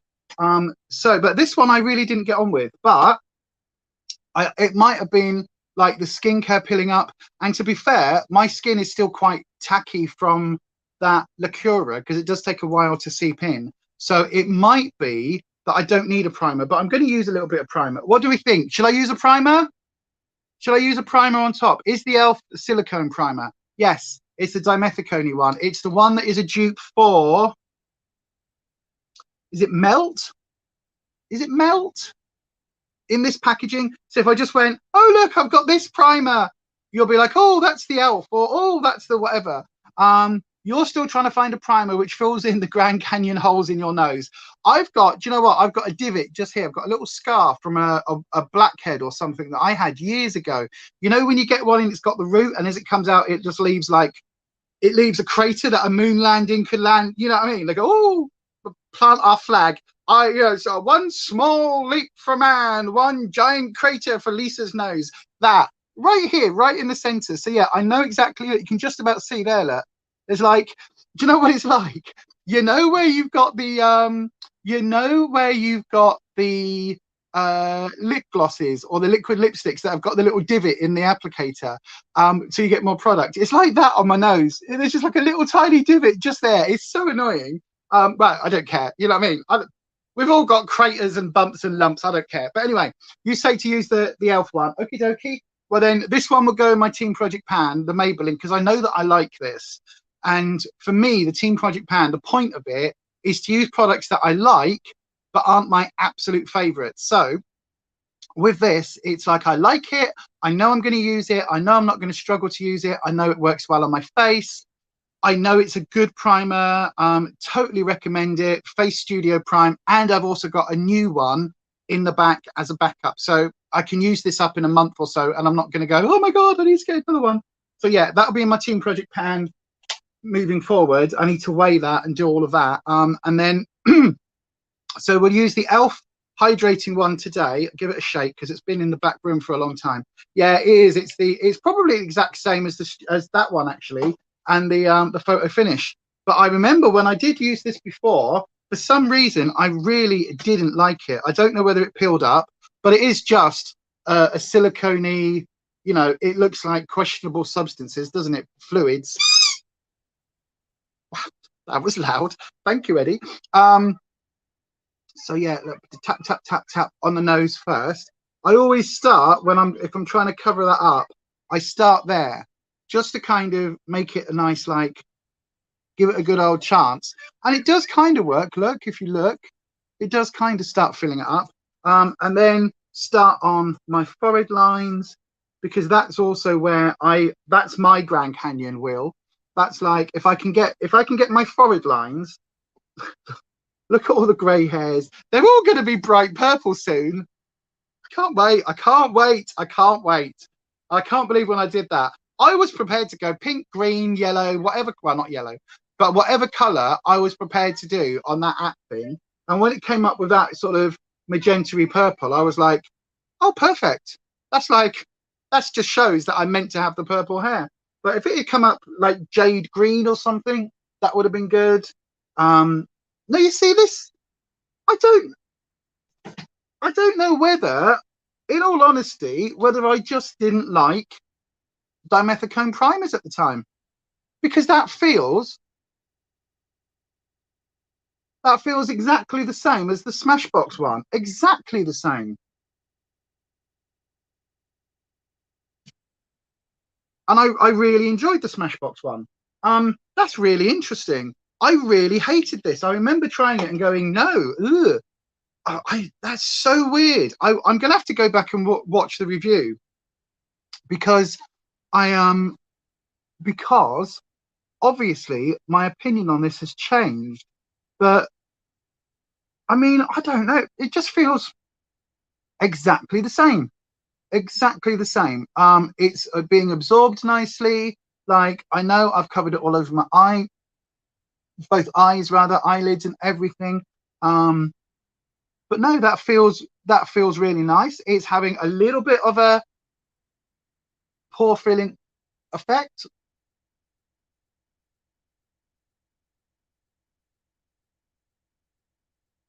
To be fair, right, if you want the dupe, the Makeup Revolution one that was in my Team Project pan, they've stopped making that. They've really stopped making that. Like they have, like, that's no longer available. But that was exactly the same as the Smashbox one. This e.l.f. one, I don't think that this is, like, it's not bad at all. It's very dimethicone. It's a very similar formula.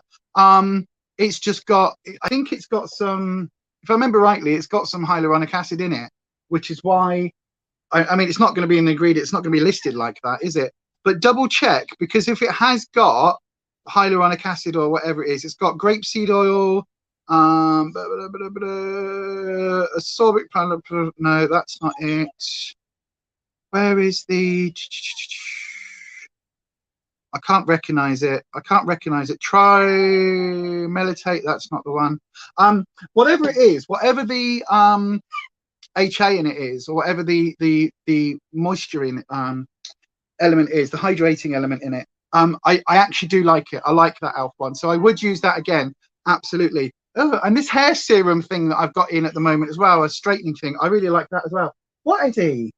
You've got your. I can see your chew thing. It's there. You've got it. Yes, you've got it. Mummy's talking. I'm going to do my face now, and then we'll finish at 2 o'clock. We will, and then we can go and have a run in the garden and everything. That'll be good, won't it? So muddy out there. How is everybody's house? How's all your gardens? Like, we've got chairs that were one side of the garden that are now on the other side of the garden. There's plant pots that were in the plastic conservatory planter. You know, the thing where you got the shelves and you got the plastic cover over the top for your seedlings, like the stand-up-y thing. We got one of those. The plant pots are all over the garden, so I've got to go out and sort all that out later today. But yeah, this primer, it hasn't. Do you know what I was expecting it to do? it hasn't peeled up. I think that's why I didn't like it. There is something with, hello, something with one of my skincare items and a silicone primer that end up peeling up together. So I don't know what that is. Under the Bramble Arch, I don't know that one. The Modern Witchcraft Guide to Magical Herbs by Judy Ann Nock. Oh, I don't know either of those books. That's really interesting, Nanette. I don't know either of those. Wow. Eddie, stumm. Bedtime. Have a little sleep time. It's bedtime now, my darling. It is. Or do you want to come and sit? Right, I tell you what. Give me 10 minutes to do my base, and then you can come up and sit on the sofa. Okay? Give me 10 minutes. 10 minutes. I promise. Good deal. Have a little sleep then. Bedtime now. Bedtime. Good boy. I know, right? I'm negotiating with the doggy. Your neighbour's fence is being held up, but not sure it will make it through the next storm tomorrow. Well, we had a tree come down in the front, like the tree that's in our front garden, or in the neighbour's front garden, because it's the flat upstairs. Because we live in like, it's not a masonette. It's basically a house that's 2 flats, but it's not a house. It's like 2 flats, one on top of the other. But the front garden is theirs and the back garden is ours. But the one in the front garden, the tree fell through the fence, everything. But that was before the storm hit. So yeah, can you imagine? Right. So my skin now with the skincare, that mix of skincare and that primer, it feels really nice. There's no pilling up at all. And I am sure that was my problem with this. I am sure it peeled up. You know, where you kind of, when you touch it, you go, oh, I've got little bits and blobby bits coming off. But that actually, look, and look at my forehead lines. Look, hang on. If I change this to a really harsh white light, oh, that's the harshest light. Hang on. That's as bright as it will go. White, blue tone. Like you can see the forehead lines as dark and as, but that isn't too bad, you know. And like that scar on my nose, you can see it almost looks like, do you know what it looks like? It looks almost, where's the yellow? There we go. It looks almost like I've got a filter on.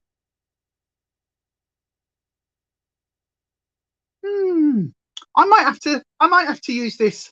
I was expecting to throw this away today. I was expecting to go, oh, this is really crap. Have a look and see if it's still available, if you can, someone, and see what price this is on the ALF website. It's the hydrating face primer. I don't even know if they still make it, but I'm sure it wasn't a lot of money. I'm sure it was like £5 or £6 or £7 or something. It wasn't a lot at all. But actually, look, I quite like it. Wow. I am a very different person to when I was like, Domifico primers and shit. Anyway, let's start doing some eye makeup. So, which is what we're all here to do, isn't it? So we're going to do some eye makeup. We're going to do some lovely looks. Let me get my eye primer out. Where's my eye primer?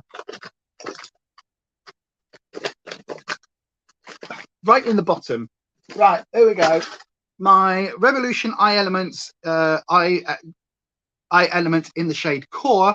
This is a dupe for the MAC Paint Pot in the shade Painterly. And this is the one that a few people have said that, yeah, Last Chance Saloon is worth it. Absolutely, it is. Absolutely. You think my forehead lines will look better for a while, though, because of the Argyle line. I agree. Argyle line and the Matrixel before that, when I was using the two together, I think my forehead lines really have started to improve a lot. So I'm happy with that. Right. So what was it that you said, Ness? Neat, you said that this was there was a the House Witch by Aaron over his cock. I don't know any of these books. I don't know any of these books, Nanette. I'll have to have a look on Amazon and have a Google of them and see what they're like. The Elf primer is £9. Ooh, ooh, ooh. Can you have a look and see what the Maybelline face, what's it called? Hang on, I've got eye primer on my finger. The Maybelline Face Studio Prime. What's this one? Because I'm sure, I am positive. that this is a very similar one, but this has got like a slight tint to it, as you can see. But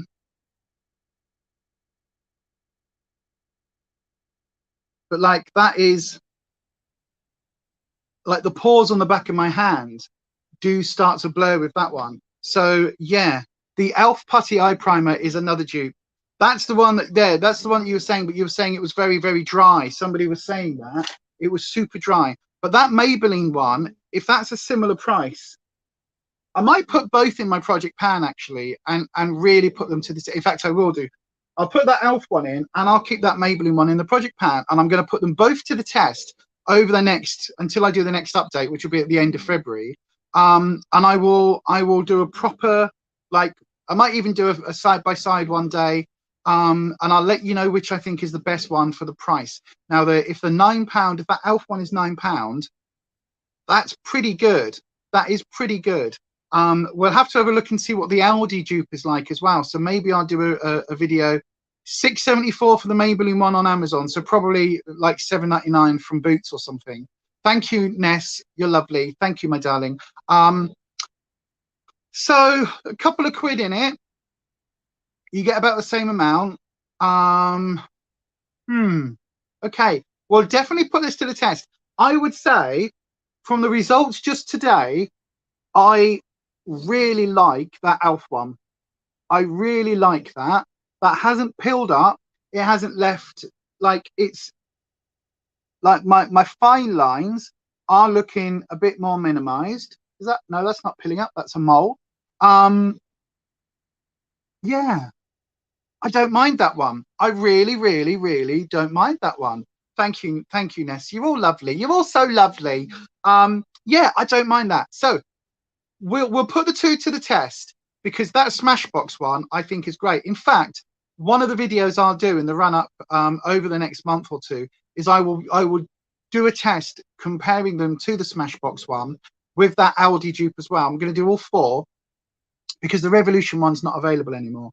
So there's no point putting that to the test, is there? Because we can't buy it. But I will, and because I've used it up.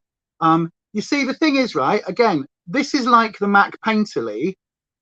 Once you've let it sit on your finger for a little while and it warms up to your skin temperature, see how quickly that goes on, even over that dimethicone. Like, it's so quick and easy. I really, really like it. And with that primer, it's not, I mean, it's a little bit of slip to it because of the dimethicone base, but to be fair, like, that's blending out super easy. I really wish Revolution would continue this product. I really do. It's the best one that I have found that isn't the MAC. And as I said, I would go and pay the 20 quid or whatever it is for the MAC one. I really, really, really would. You see, it's all about the bass, no treble. It's all about the bass, no treble. It's all about the bass, no treble. It's all about the bass, bass. It's all about the bass, no treble. It's all. Shut up, Lisa. I'm so easily triggered. Oh no, right. So we've got our eye primer on. I am going to have to be very careful, because with this amount of primer on, anything that falls is likely to stick. So do I put a little base? No, I'm not going to put a base powder down, because that seems completely pointless. We're just going to be careful today. That's all we're going to do. And then when we get to our primer, our setting powders later, that's when we will talk about pressed powder or loose powders. Right then, so we've got the colors. We've got these three palettes. Do we go with, everybody, do we go with which palette as our main kind of color scheme, and then work it out from there? So I do have a preference, but I'm going to keep my gob shut. So these are the three palettes. Well, let's, come on, just sit there. All you've got to do is just sit there like that. These are the three palettes. Okay, the yellow, the green, and the orange. So, yellow, green, and orange, right? These are our options for today. So If you are watching this on the live stream, you get to vote, and what we are voting for is which is going to be the primary color story. And I may well use all 3 palettes if I can work it somehow. I might use like dip into one shade from one or one shade from another or something. But you've got 4 options, right? And your 4 options are orange, no, yellow, green, orange, or all of them. So that is your options, right? Yellow, green, orange, or all of them. Please don't say all of them. But yellow, green, or orange, right? So these are the Revolution Neon Shadow palettes. If you're watching this live, you get to vote right now.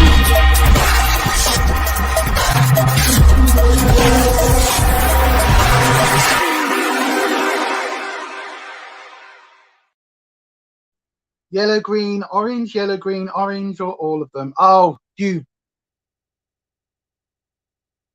people. Right, okay, Will's saying green. Ness and Neat are both saying all of them. I'll give you a couple of seconds just to get any last minute votes in. Anybody else want to sway it one way or another? You've got your last chance right now before I go. Oh no, right, okay. How is that going to work, all of them? I don't think I can do yellow into green. I can do yellow into orange. Yellow into, oh, trust you, Nanette. Right, okay, all of them. Right, let me have a look at the color wheel. But they're opposite they're opposite sides of the color wheel. How is that going to work? Look, let me show you on my color wheel thing from last week, because I've still not put that away yet. Right, let me show you. If that's there we go, look. So this is the center one, the yellow. The yellow can blend into the green, or the yellow can blend into the orange. But you can't go, okay, right, okay, that's what we're going to do. We're going to do all of them. So we're going to do, like the color wheel, we're going to do a orange into yellow into green. That's what we're going to do then. Orange into yellow into green. So the yellow is going to be the central color, the green on the outside, and the orange on the inner.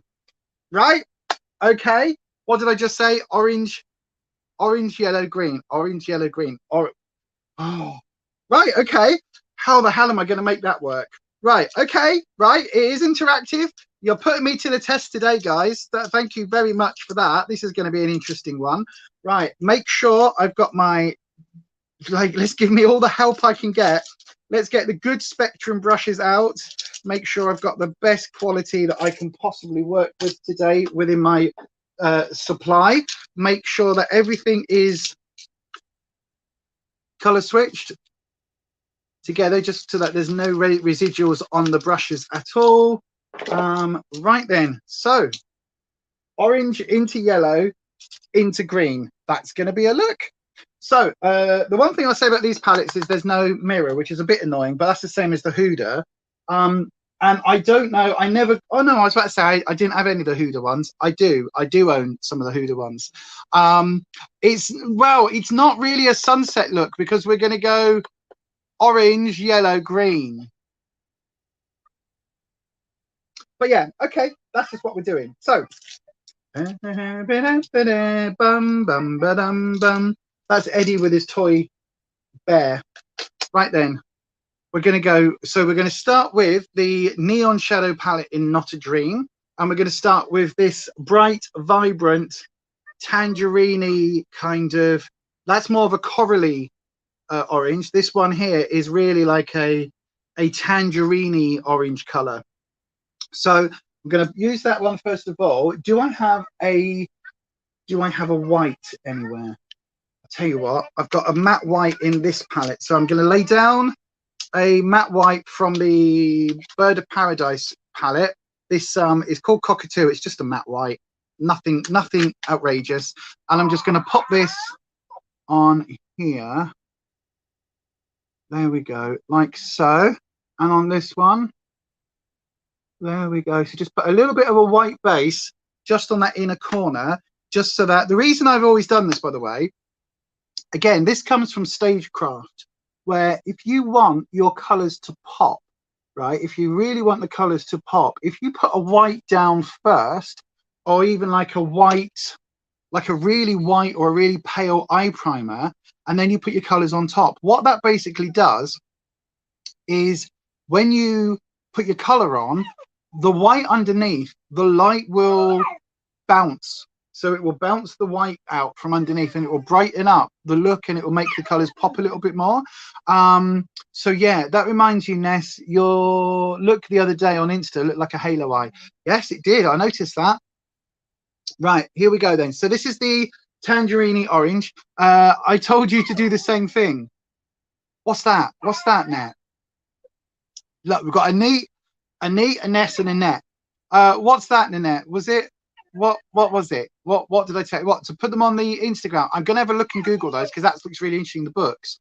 But what let me do my eyes and then we'll go out. You can all come up on here in a minute. Yes. I know I said 10 minutes, but mummy's talking. You've got to give me a break. Right, here we go. Tangerine orange. Oh, right. Eddie doesn't want me to do tangerine orange, do you? No. He's like, no, Mum, don't. Here we go.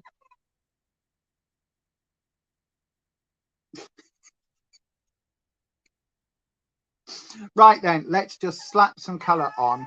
So the tangerine orange in the inner corner. Oh, don't make me reconsider decluttering this palette.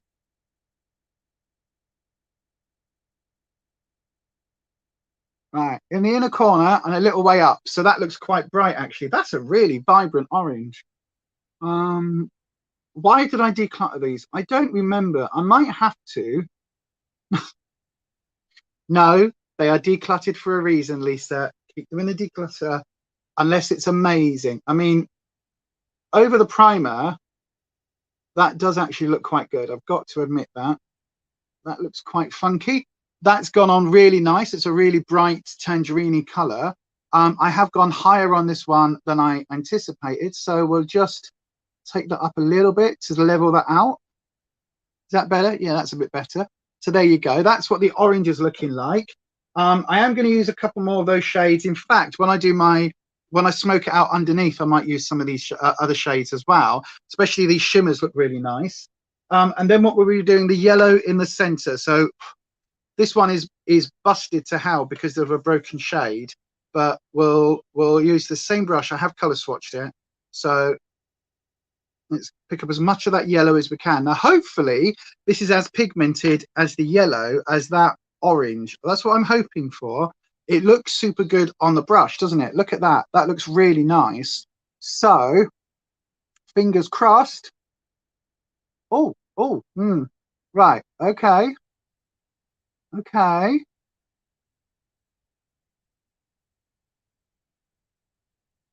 So at this moment, I'm not finagling. I'm not really blending. Hang on.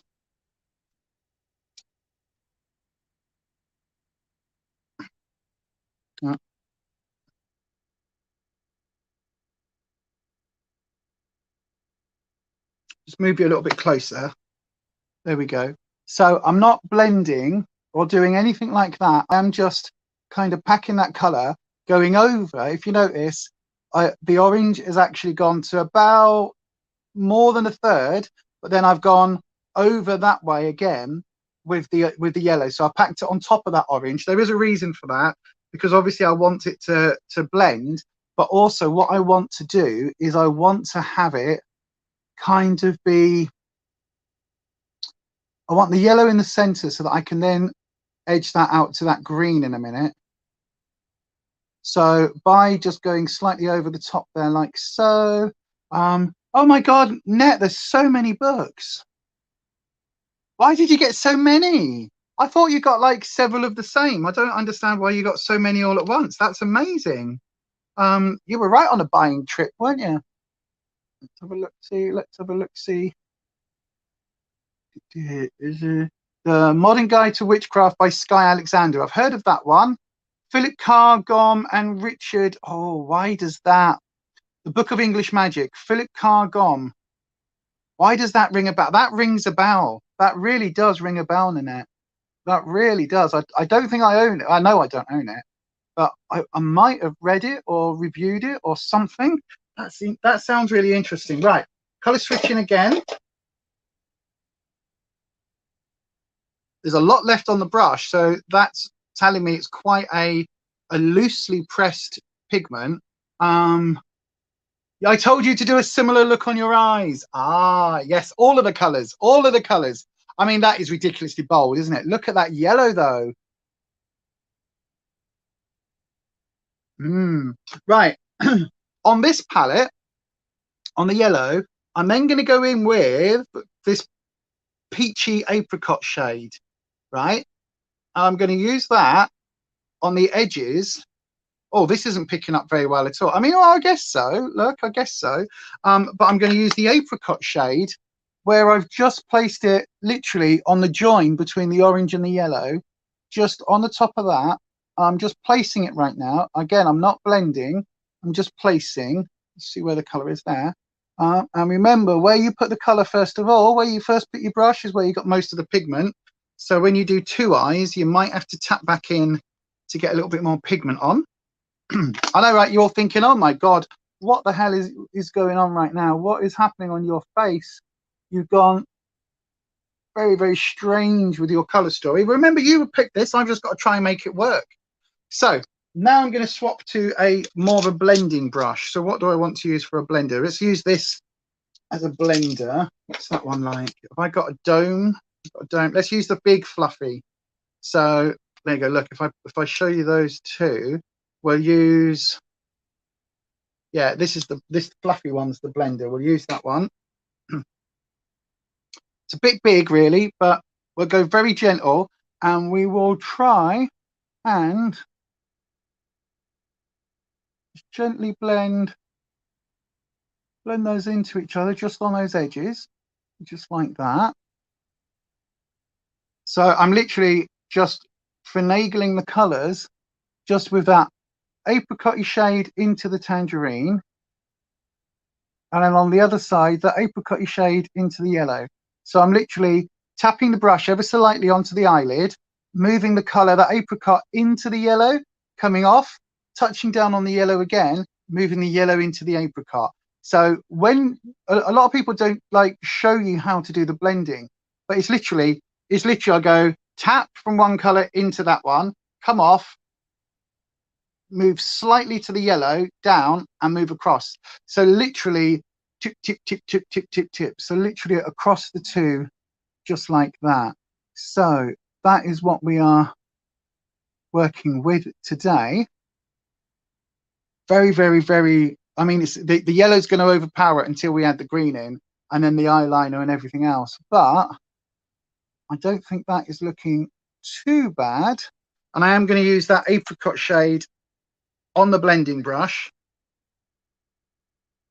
just a little tiny bit, just like that. And I'm even going to just gently tap off, and I'm going to just take it up a little bit and just outline that tangerine shade and use it just to blend that out a little bit and blend it up, just so that we end up with a nice little transitional shade up.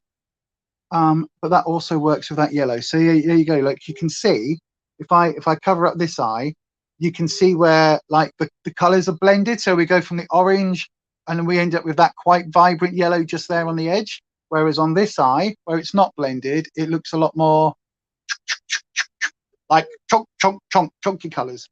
Right then, so let's have a look. Warp Cunning. I've read that one. Have I read it? No, I haven't read it, but I've heard of it. I've heard of it. Which one have I blended? I blended that, so I've got this one now.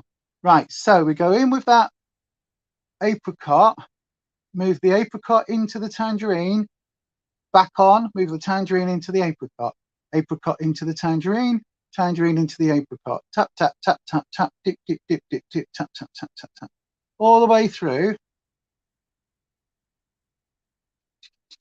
And then do the same with that apricot into the yellow. So, like so. So yeah, that's working quite nicely. I quite like that.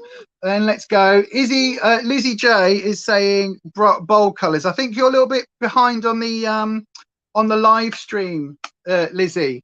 but we're doing the bold colors. So hopefully when you eventually see this bit, you'll be happy. We're doing like fairly bright and bold. So I've just tapped into that apricot-y shade at the moment. So again, just using that to blend it out, blend that tangerine out and up. So there isn't like I mean, it looks like clown bloody makeup at the moment, doesn't it? Because it's not done. But there you go. Look, the blending is there. It's okay. It's going to be a bit difficult to blend into the yellow because we're going the opposite way than we would expect. But it's kind of like a multicolor halo, I guess, is what we're going to end up with. Right then, let's go for the green. Now, I think as much as we've got this, or actually, I was about to say, but we're going to have to use the more yellow toned green, which is this lime one in the middle. So, oh no, I've got the wrong brush. Damn it. Right, hang on. Applicator brush. There we go. So I like a flatter head brush to do my application. So let's pick up some color.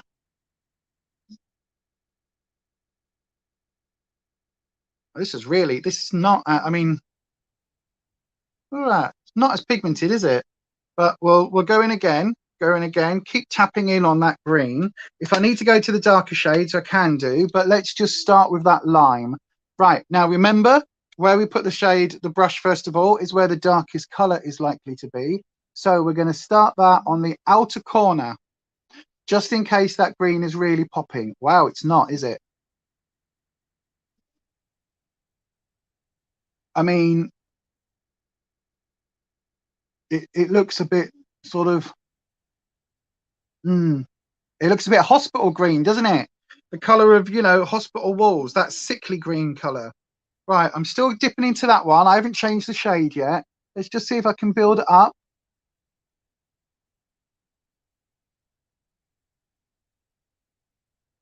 I mean, it's going to be an interesting color choice. I don't mind it, to be fair. I've had worse colors on my face. So I'm going to go now with that slightly more appley green. Again, I think this is why I decluttered this palette, is because there just isn't, for green palettes, there isn't the payoff that I like. I prefer the So Dope palette for the greens, or I prefer the Blood Money, I think is amazing, but obviously it's Jeffree, and not a lot of people like Jeffree. But that palette is absolutely astounding in quality. I think it's amazing. What other green palettes would I recommend? The color book, Revolution color book. There's some nice greens in there. And yeah, I might also be looking at the Illamasqua one. There's one that I found that looks quite interesting as well. Right, anyway, let's tap in with this more appley green. There we go. That's better, isn't it? Look at that. That gives us more of a green payoff. So that's quite cool. Let me swap back to, should we go for a white light? There we go. Oh, wow, that's bright, isn't it? There you go. Look, so you can see in like a harsh natural daylight with a slightly cold artificial light, and then back to my preferred yellow. Like the yellow is what the YouTubers all use because it's a more forgiving light. That's why we all go for that yellow tone. It's a lot softer. It helps smooth out lines. But if we're going for like a harsh daylight light, it'll be that one. So that green is definitely there. I don't mind that, actually. I don't mind that at all, actually. Right, so now the issue is I've got to recreate that on the other eye. So we're going into that lime green, the first shade we used, even though it's a bit insipid. I am really building it up on the brush, like getting as much color on there as possible. And again, where you put it, first of all, is where the color's boldest. So we'll go on the outer edge there. I don't want to go much further down. Yeah, look, you can see there just isn't the payoff with that one. You've really got to like layer that lime up. I'm not happy with that one at all. Really got to layer it, but we'll go with it because that lime is going to blend in with the yellow a little bit better. And then take it down on the lower lid and use that green and try and just build it up a little bit more. Again, using the brush fairly firmly, but right at the end to give me a little bit more movement. Apply. Yes.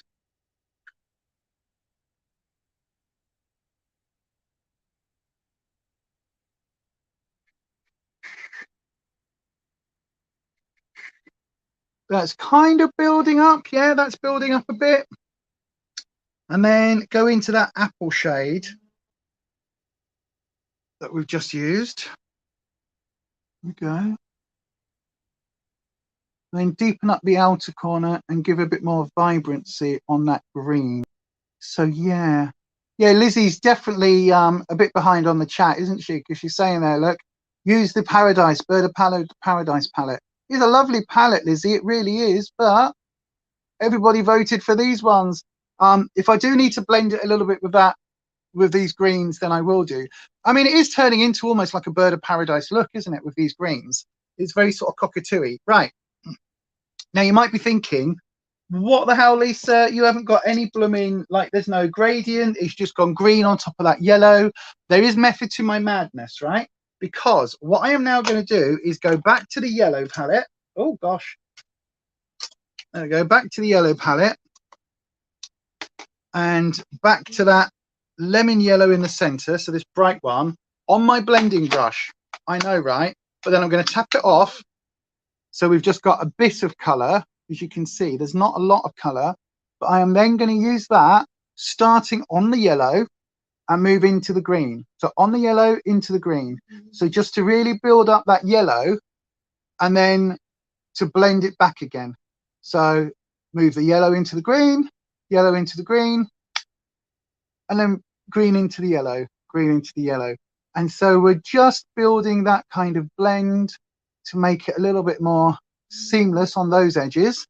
But then using the application brush rather than the blending brush, going back in with that yellow, and I'm going to pack it on top of, just on the outside of where that orange is, just on the top there, because I think that orange is overpowering everything at the moment. I don't like how that looks.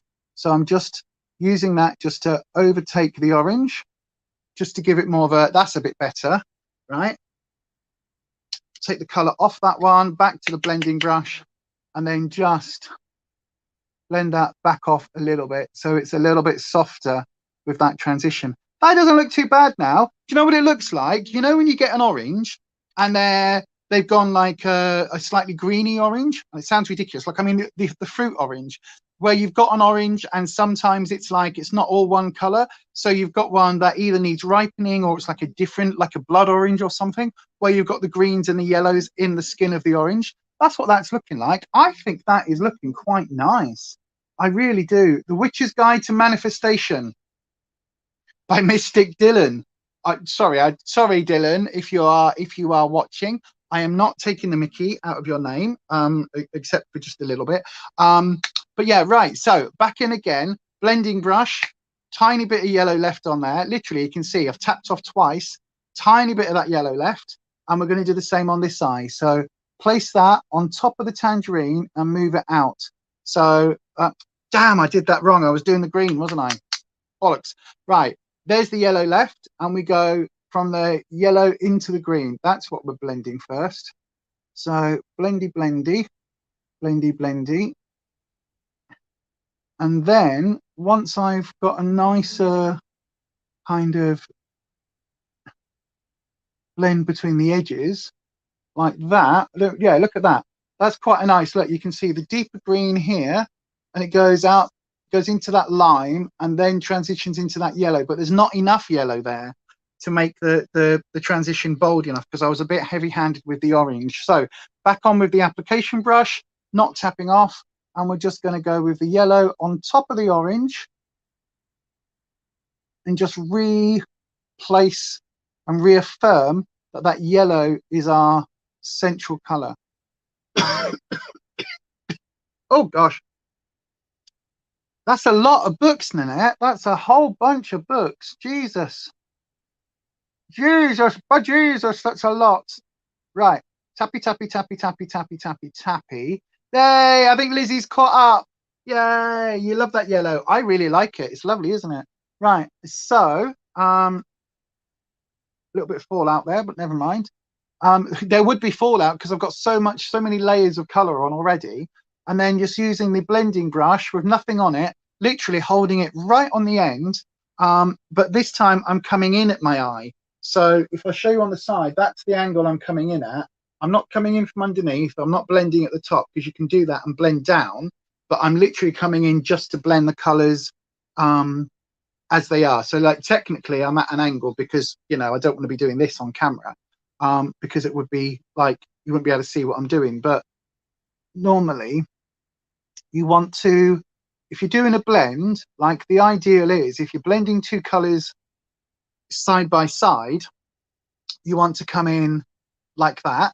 If you're blending colors to blend up, as in, you know, you want to extend the colors up and take it higher, then come in from underneath. And as you're working, you literally start here and then you blend the colors up like this. And equally, if you want a blend that is like, say, on the edges, and you want to blend it to smoke it out, if you come in with your brush at a slightly higher angle and then blendy and work down, you're blending the colors down. So your brush placement has a major, like, can have a major effect on your blending as well. So it's not just about like swirlies or, you know, windscreen wipers. It is also very much about the placement of your brush, the angles of your brush, especially when you're blending. This is why I like blending with dome brushes, because that dome, like you can see, if I come in, if I've got a, right, don't dox yourself, Lisa. But if I come in with that, right, there you are, look, you can see. If I come in, if I come into that line, right, with flat on, the point of the brush, the dome of that brush, that is what we're blending. So we're using just that top of that domey bit, literally just that rounded top, the very fine point is what we're blending with. So we're literally going in and just going tappity. If we're going in from the top, you see how that changes the angle. You see how there's a lot more of the brush in placement. And then when we're blending, we can blend down, because there's actually more of that brush making contact with the skin. Showing you that way. There's more of that brush making contact with the skin. And then if we blend up, because of a dome brush, you've got that same. So if you're coming in at a flat angle, you're literally using just the tip, just that very pointy bit of the dome. So literally just that edge. So that makes a massive difference. It really does. So when you're blending, like, this is why I always like that one. And also, like, in all honesty, I know I said earlier, and I was saying about getting the best brushes out of my brush roll. To be fair, like, let's put the like £10 whatever it was Spectrum brush to one side. If I use my go-to favorite blending brush of all time, you've all seen me use this sparkly one before. It's such an amazing blending brush, because again, look at the shape, look at that shape. When you're tapping in, you've got that dome, you go tippy, firm, depending on your angle. And this shape, I mean, bear in mind, this is I've had this brush probably 3 years and it's used constantly. So this shape is absolutely perfect. And this brush was £1. This is a Poundland brush, and I think you can now get it in One Below and everywhere. It is such a good blending brush, because the bristles are like, it's soft enough to get a good bit of blend, but also you can see, like, it's firm enough that actually the minute you put it on your face, it doesn't just go, You know what I mean? Nobody wants a blending brush. You need a bit of oomph. You need, some things are better firmer. You know what I mean? A lot of you in the chat, you'll know exactly what I'm talking about. Some things you just need a little bit of firmness. It needs to be a little bit firmer to get the job done. You know what I mean? No floppy floppies here. We need something sometimes that's a good old, you know what I mean? And when it comes to a blending brush, but if it's too firm, that can also go the wrong way sometimes. You know what I mean? It doesn't quite, there's no flexibility. You want that nice sweet spot between nice and firm, but also flexible, if you get my meaning, when we're talking about blending brushes, obviously. So yeah, this is a really amazing blending brush for £1. Considering that Spectrum one is like a £8 or £10 brush, this is just perfect. Lizzie, you love the mirror. What's it say? Live with love. Oh yeah, it's the Morphe one from their Pride range. I love it. I love this, because it's about, like, this, and what was the quote I said the other day? Oh, I live and die on the sword of authenticity. I was like, hell yeah, that's me. But yeah, so there we go. Like blending brush tips from Auntie Lisa. So I'm going to carry on with this blending brush just to blend the edges and blend everything out. So again, just to take that yellow, take the yellow on the brush, tap. So again, you can see there's a little bit of color there, but not a lot. And then all I do is I look to see on the brush where the color is. So the color for me is on the side that's now facing me, because I'm going to be applying the color as I blend. So it's on that side. There we go. So again, apply. So I've pressed that into place. So that's literally just on my, just resting on my skin. So not a lot of pressure, but then I'm using that just to go over that tangerine and just to blend that out a little bit, like so, until you're happy with the blend. I'm also going to go in with this same shade on this same brush, tap off. So there's a high, oh no, maybe tapped off was too much. So there we go. So there is a little bit there. And I'm now going to go to the inner corner. It is a Poundland brush, Pound Shop. Yep, absolutely my favorite blending brush of all time ever. Any brand, any price point. This works so well for me. I think I have probably 3 or 4 of these in the collection. I've got one in the brushes too clean, one in my brush roll now, and one in the back room in my these brushes are clean, recycle, you know, cycle these ones through when these ones go in the wash, because I've got 3 lots. So basically, not because I've got so many brushes, I've effectively got a 3-way system. So the brushes I'm using currently, brushes that are just being cleaned, and brushes that are or to be cleaned, and brushes that are clean and ready to go, if that makes sense. So yeah, they are fantastic. These ones are fantastic. So I've got the yellow just there. I'm just going to apply that on that inner corner and just to blend that in with that tangerine just a little bit up, as you can see, like so. So not adding a huge amount of color, just basically adding that hint just to give it that slightly better blend on that inner corner, on just on that edge. And again, look where I'm holding the brush, right at the very end, not up here near the ferrule, right here at the end. And it's literally just like doopy doopy doo, toosh to doo to doo, la la la la la la la la la, like that. Yeah, you fell behind because you had a shower. No worries, Lizzie, my darling. So yeah, just blending that through. Oh, and then just to give that a nice edge. There we go. So that's our main colors, and then we're going to go back in now with a bit of shimmer. So let's have a look at the shimmers that we want to use. Now there is a gold in this one that might be quite nice, so let's just try that. Oh, that's actually quite a nice, I say a gold, it's a bit orangey, isn't it? Whereas actually in the pan it looks yellow, but on the switch, what's it called? Swatch. Jesus, vibro brain.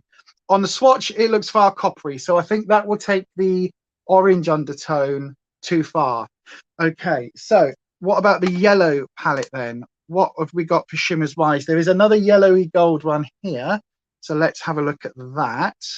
Not the most glittery pigmented, but you can see there, look, you've got the coppery one, and then that's that gold, that yellowy gold. It's okay. That's a possibility. Absolutely. There is another couple of shimmers. This one's going to be pulling slightly. Yeah, that's pulling much more there. Look, the bottom one. That's pulling much more towards the copper. And this one looks like it's going to be pulling almost silvery white. Yeah. So that one at the top, I don't know if you can see it just there. Wow, that's really not showing up. Let's have a good old dig.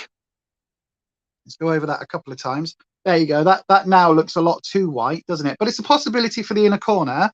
And then there's one more in the top there. Let's have a look at what this one's like. Oh, this could be a contender. Oh, actually, this could be a contender. Look at that one right at the top there, everybody. I don't know whether you can see that. Hang on. Let me try and make it a little bit more. There you go. I don't know whether that's picking up. Let me, hang on. There you go. Look, you can see as we cycle through the colours, you can see that reflecting at the top. So it's got more of a gold reflect. That's quite a nice one. It's more, so we've got a yellow gold in that one, a white, a silvery gold, and a more of a goldish tone. So, okay. And then this one I was looking at, because this has got the green. So maybe I'm going to have to do a transition with the shimmers as well, because let me just wipe that off my hand. We've got a goldy color here that is pulling slightly to the green shades, and also, oh, that's looking very good as well, actually. And then we've got a slightly green tone shimmers on this one. So we'll go, where can I put these? We'll go 1, 2, 3. So there, look, just on the edge of my hand here. So there's coppery one, a slightly more like a neutrally gold, and then more of a orangey, more of like yeah, an orangey, slightly deeper gold. I don't really like that one. I like that middle one, actually. I like that middle one quite a lot. Right, so what do we think then? Okay, so you see me swatch them. You can see the ones that we like. So there is, let's do the others from this one as well, just to give you a fair whack. So there's 3 more on there, and these ones pull far more orangey, as you would expect. So that one,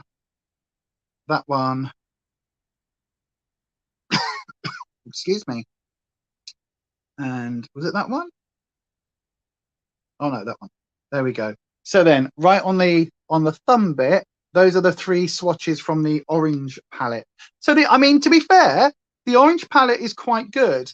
You know, there's a lot of colors. In fact, I would say I'm tempted to keep these 3 palettes in the collection, but I know if I do, I'm probably not going to get round to using them. So I am happy to let them go.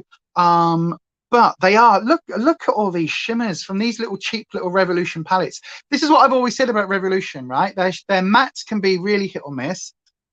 Some of their ranges, their cheaper ranges, particularly at the moment where they're coming out with all these collabs, and they're all like every other minute there's another Revolution, like, oh, we're doing a Friends collab, here's 15 palettes. The quality is really not there.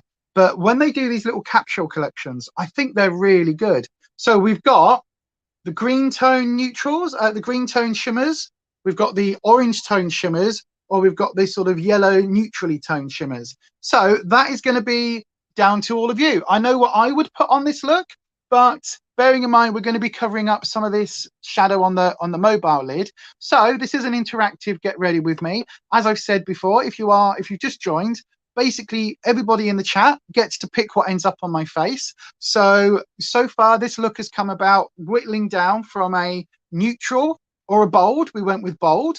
We then went with the only 3 palettes, bold palettes that I've got, which are these 3 ones. This is all in my declutter bag, by the way. So then we whittled that down to these 3 bright colors. I gave you the options of the yellow palette, the green palette, the orange palette, or trying all 3. You all went with all 3, which is how we've ended up with this look so far.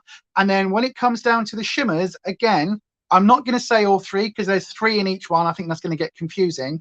But what do you think is going to be the best shimmer option for this look? Or you can stick it to me and give me the worst possible option. Either way, I've got to make it work, like I'm trying with this. So the orange palette, the neutral, the yellow palette, which is mainly this one in the center of my hand, or the greener tone palette, which is these ones here. So green, yellow, orange. Vote now in the chat when I put this little ident on. So green, yellow, orange. Your choice of shimmer, and that's what we're going to go with. Oh.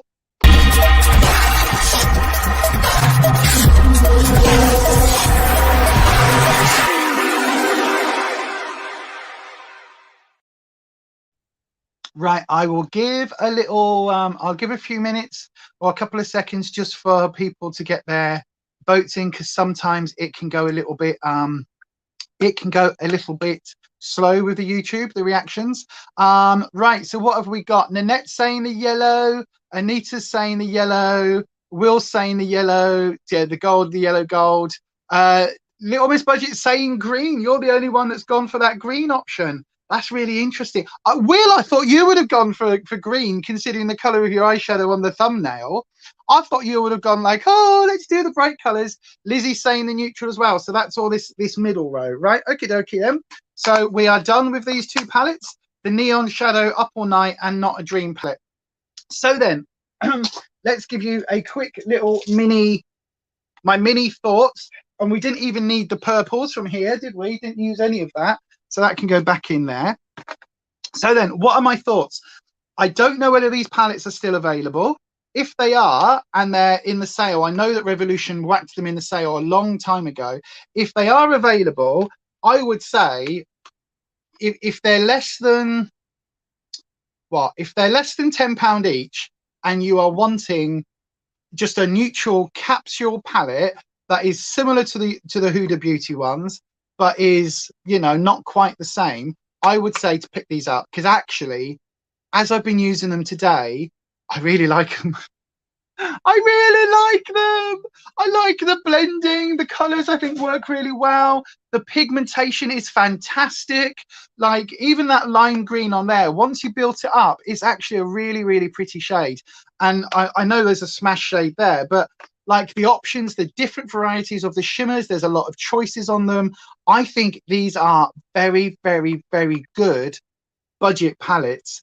And certainly if you're after like a pop of color, these will be very good options, especially if you're somebody like, I know Anita wouldn't mind me saying, Anita likes very neutrals and it takes her a lot to come out of her comfort zone.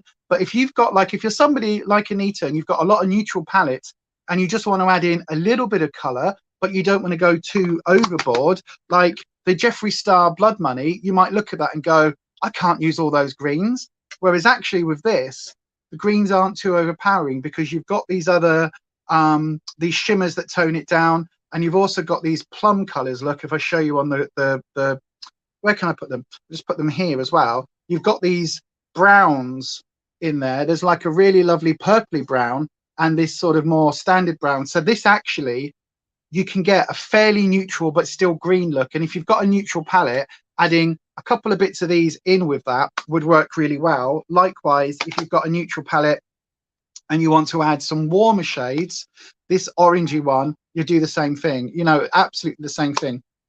So I really like these, but they are in my declutter. So, you know, they are going, for those in the know, they'll be listed and photographed later. So, you know, get ready. And they're not going on Depop, by the way. They're just going to go to friends, because I can't obviously send these out to, you know, random subscribers, unfortunately. I would love to, but COVID, safety, everything else, you know, there are issues with that. But for friends that are on the list that I've already put together on their Instagram, if you're on that list and you don't mind using, you know, having some used palettes, I will make sure I isopropyl spray them first and you know, get them as nice as possible and clean this one up with all the dust from the broken shade. Oh, there it is. There's my colour swatch. I was like, oh, that's good. I've got it all over my hand now. But yeah, like these will be up there if anybody's after them. Right. So we've got these lovely shimmers then. So let me just decide how warm or cool we're going to go. So in fact, right, you all said the neutral shimmers, didn't you? So that's really is that front one there. So this is the most neutral one. If you can see, no, that's not going to show up. How am I going to show you? Oh, I know. Right, here we go. We'll do it like this. 1, 2, 3, 4, 5. So we go 1, 2, 3, 4. Yes, I know. Don't worry, Eddie. We're not long left. There you go. Look, those are the colors. 1, 2, 3, 4, 5. So you can see there's quite a nice variety there of those shimmers. But what we're going to do is we're going to put the white one on the inner corner, and then the neutral one, the neutral gold there, we'll put on the rest of the lid. Oh, Neil's here. Good afternoon, Neil. I didn't see you in the chat, my darling. I think you're being very good still decluttering them, even though you like them. At the end of the day, Anita, I've got so many palettes. The whole point of the declutter isn't to keep hold of stuff that I like or to get rid of stuff that I like. Eddie, thank you. The point of the declutter is to whittle down my collection to find palettes that absolutely spark joy. And the thing is, like, these are great companion palettes, and I think they are really good companion palettes. Don't get me wrong, I really do. But to get this look, which I quite like, has taken 3 palettes. So, you know, for me, there isn't enough variety in the color story. It's like if you could have 2 of them together, like the yellow into the orange or the green into a blue version or something like that, that would be my ideal.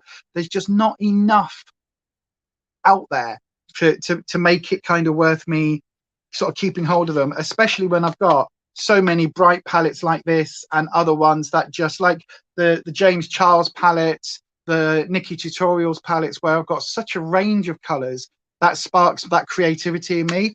To be honest, if it wasn't for this video, I wouldn't have even re-looked at this, because I'd have gone, it's just yellows. Yes, there's a lot of nuance to the yellows, which is why, you know, Huda did it originally and then everybody else has done their versions of it like this. But to be honest with you, like, it's a beautiful, I mean, look at that. It's a beautiful palette. It really is. It's just something which to I'm looking in the mirror. It's just something that I think I would need more options on, if that makes sense. Right. There we go. Look at that though. Look at, oh. No, I'm decluttering them. I'm decluttering them. Look at the shimmer. Look at the shimmer. Look, it's so good. This is, as I was saying, when Revolution do a shimmer, they do a shimmer right. Not every time, but generally speaking, I might not even need that white, you know. Look at that. So this is just tapping on with a finger over the top of that other eyeshadow, remember? So it's not like it's on a primer base, because that eyeshadow's gone over everything. But look at that. Look at the sparkle. It's absolutely stunning.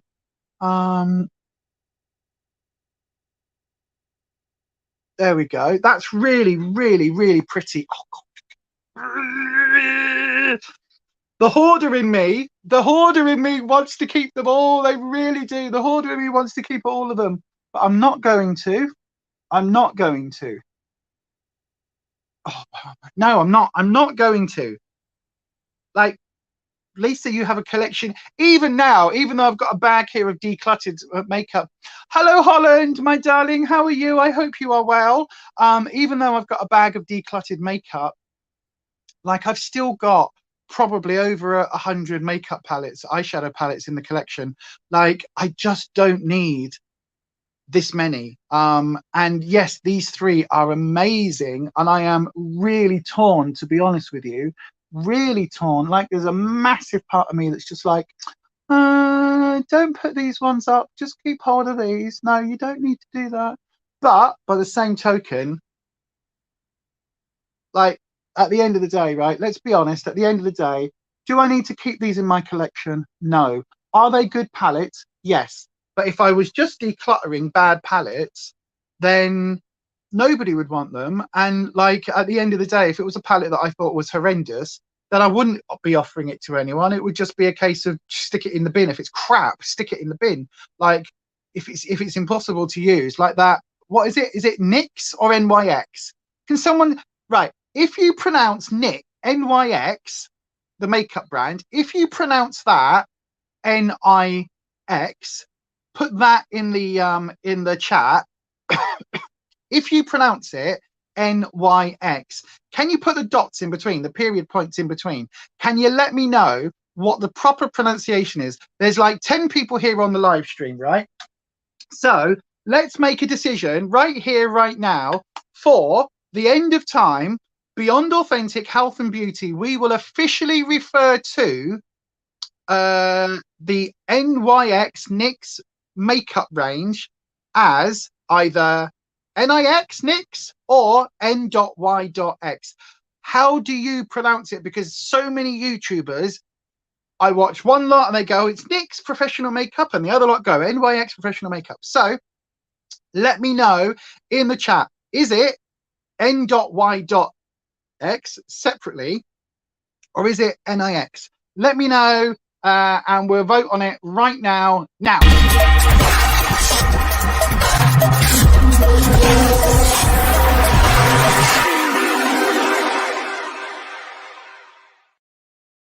Right, let's have a look. What are we looking at?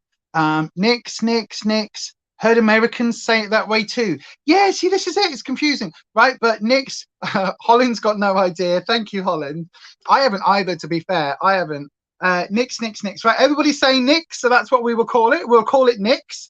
I've seen so many YouTubers go NYX, and I don't know whether they're getting confused because there was a brand called NYC that did make. I think it's been gone, or I haven't seen it, so I think it's been gone. Oh my God! That was what I was going to say. I've got some beauty news, everybody. Beauty news. Are you ready? Beauty news. So, I know, Holland. I'm leaving it on there. I'm leaving it on there because I'm loving it. It's a bit like me and Neil filmed yesterday, right? We filmed the podcast yesterday. And this... This is my ADH brain, right? With a little bit, possibly a little bit of dyslexia, like a little tiny bit in terms of letters. Like I don't always get letters the right way round and things like that. So let me just change the branding of this channel, right? Oh, in fact, I've just realized I haven't had this up, have I? Oh, balls. But there you go. If you would like to support me, go to buymeacoffee.com/Beyond Authentic. And if you want to join me on Instagram, it's Beyond Authentic Health and Beauty. There's the details. I'll put that back on in a second, but let me show you, right? Spot the problem on this one. What is the problem, everybody? Have a look on this lovely screen, right? Have a look on this screen. It's got the exclusive offer of the book a 6-card reading, receive a 10-card reading on Fiverr.com. If you use the code WYRDLING, WYRDLING. If you go to the Fiverr, which is Fiverr.com Beyond Authentic, if you go there and book a 6-card reading, you get a 10-card. That's great. Like, comment, subscribe, ding the bell. Yep, do all of those things on the Witchy channel. Podcast coming Wednesday. Total Tarot collection review coming at 2:30 today. Beyond Authentic there. That's the socials detail. Has anybody spotted what the issue is? Yes.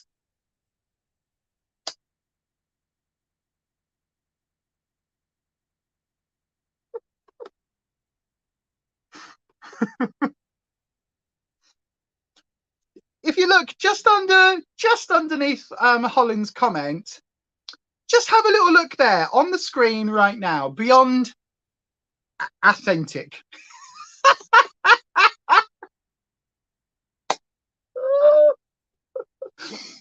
Oh gosh, it was so funny. I was literally like, I was talking to Neil. We're done 90% of the podcast. Is it on this one as well? No, look here, look, Beyond Authentic. Oh yes, it is. Look. I've used this for ages. There, look. Private readings, Fiverr.com Beyond Authentic. Oh my god, that made me laugh. So yeah, I'm keeping them on like that as well. So yeah, it was made me funny. Yeah, you see it now. You don't see it until you see it. I did not see that as interactive until Holland said. But anyway, we're nearly done with this eye look.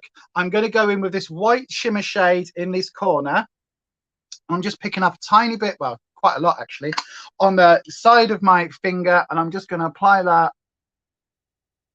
just on that inner corner, just to really pop that colour. And can you see now where I'd put that orange, like putting that shimmer on top of the orange, which is on top of that matte white. So there's 3 layers there. What it's actually doing is it's giving the shimmer ever such a slight orange tinge to it, just on the, hang on, if I don't know whether you'll be able to see, but look, so this side, quite a bit of orange. This side, you've got that whiter shade. But just in the inner corner, it kind of looks like there's a little orangey shimmer there because it's got a lot. So yeah, let me then just put this on this corner. Go on then, Holland. Holland's got a question for all of us. Go on then, Holland. Let's have a Holland asks. There we go. Not ask Holland, but Holland asks. There we go. So there, look. Can you see that now? Where the white is now really popping. It's giving us that inner corner highlight, which deals with any of those purple colors, any of that discoloration that you get sort of on the inner corner, deals with all of that, gives you that sparkle because of the highlight, but because it's over the top of that tangerine color, there you go, this eye, isn't it? Because it's over the top of that tangerine, look, it's kind of, it's gone cool. It's gone really like a little bit, you're planning a, hang on, hang on, I haven't got any comments on the screen. There we go, there it is. You're planning a mini live stream concert, yay, called Why No One Sings with a Yorkshire Accent. Really? Oh, and you want to know which songs? Ilkley Moor Bar Tap. Ilkley Moor Bar Tap. On Ilkley Moor Bar Tap.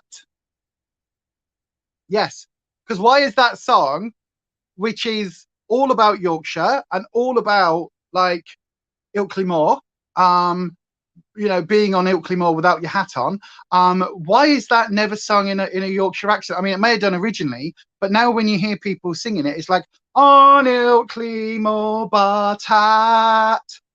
It's not like, you know, hey up lass, on Ilkley Moor Bar Tat. You know what I mean? Yes, that's why you couldn't get into my Insta. Oh, sorry, Lizzie. Take me to river, or well, hot stuff.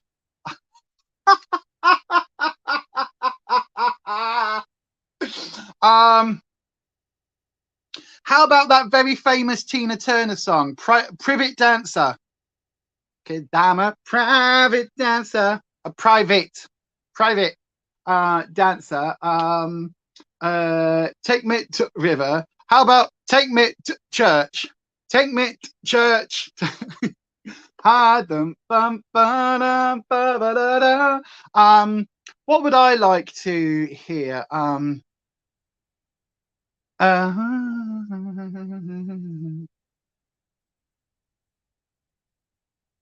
Do you know, in my head, all I can hear is looking from a window above. It's like, because for me, every time I sing that, I kind of want to sing it in a bit of an Essex London accent, like Alison.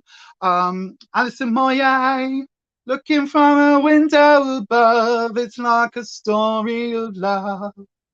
But also, like, how about some David Bowie? How about some David Bowie, where you do a David Bowie with Yorkshire accent? Because, like, I'm a star man, waiting in sky, waiting in sky.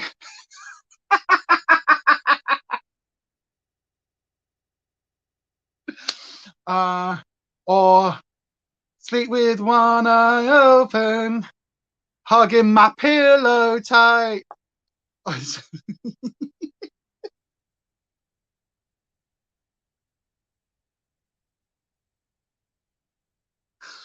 Oh my God, Yorkshire. Oh, Uptown Lass. Byron, I fucking love you. Uptown Lass. She's been living in an uptown world. Think she's posh because she is from Lancaster. We will get her because she's just that girl. Kirsty should have been on for this one. Oh, bless her. I know why she's not, bless her. But yeah, Kirsty should have been on for this one. Oh my Lord. Uptown Lass. You've got to do Uptown Lass. Holland, you've got to do Uptown Lass. Uptown Lass. So then, Nanette, Uptown, Nanette, when that's talking about the Yorkshire, they knows, right? Yorkshire accents up here, Yorkshire accents up here are dead Yorkshire. I don't know why I'm going Birmingham then, but they are. So there's like a proper Uptown Lass, up the nose. Did you ring Thamblunt? Father did. Get to foot of our stairs. Yorkshire's got a very particular way of speaking, where it's like a lot of the, like if you say the, it's not the, it's the or the. So there's a lot of that that goes on within the Yorkshire accent. But that's amazing. Uptown Lass. I think Uptown Lass here. A up. Or what is it? Moving on, up, I'm moving on, out, I'm moving on, up. Nothing can catch me. Yeah, all of those. Anything like that would be amazing. But a Yorkshire accent, none of us tend to use a strong accent on YouTube. It's a thing we do to be understood. Yeah, exactly. You have a nice voice. Oh, thank you, Lizzie. I used to be a singer. Maybe once this panini is all done with, maybe me, Holland, and maybe even Holland's partner, Brian, who is amazing. Hey up. Hey up, it's me. I'm happy that there hasn't gone and dumped me in the street. Hey up, it's me.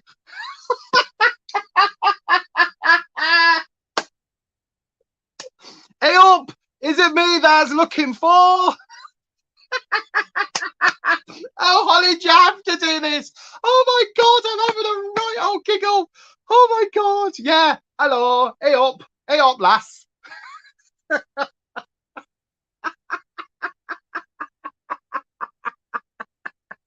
Oh my God, yeah, there's so many. That'd be so cool. That would be so cool.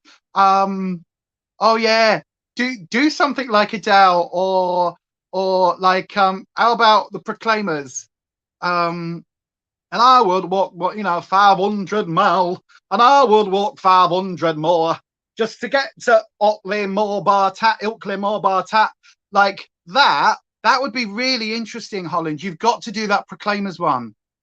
500 miles, because that is well known. Everybody sings that in a mock Scottish accent, don't they? So it's all like there's been a murder, a murder, near murder, I a murder, and I would walk faith. We all sing it like we're wee Scots, and we're all doing the wee Scots accent, and we're all like Shrek. Now then, donkey, that'll do. Disgusting. We'd all do it like that, don't we? So it's like an I would walk, but that in a Yorkshire accent, like a really broad Yorkshire accent, that would be really interesting, because you're so used to hearing Proclaimers with that really strong Scottish twang, that having it with a Yorkshire twang would be really, really interesting. Also, like, oh my God, the sodding, the Irish woman who died, and she sings with the Irish. She's got like is it Kirsty MacColl? Kirsty MacColl, I think Kirsty MacColl. You think you're unapologetically Yorkshire sounding on the podcast? Do you? Oh, yeah. Nanette's got friends from Yorkshire, and they sound dead Yorkshire when they're drunk. Aye, lass, that's right. That is. Would you know, right? The minute that I am talking to Rufus's family, or talking about like moving to Essex at some point in the next couple of years, or whatever it is, the minute I start talking about Essex, like there's a certain point, right, when my accent then comes back dead broad. I'm not even from Essex or nothing. I'm actually from Hampshire, right? But Hampshire and Essex and London, they're all quite similar accents, right? It's this sort of like almost EastEnders Cockney, innit? So this, like, a lot of people in Hampshire, where I'm from, they have that Hampshire twang, right? So the Hampshire hogs have got Hampshire twang, right? So they've got this sort of accent, right? So it's a bit mush in it, right?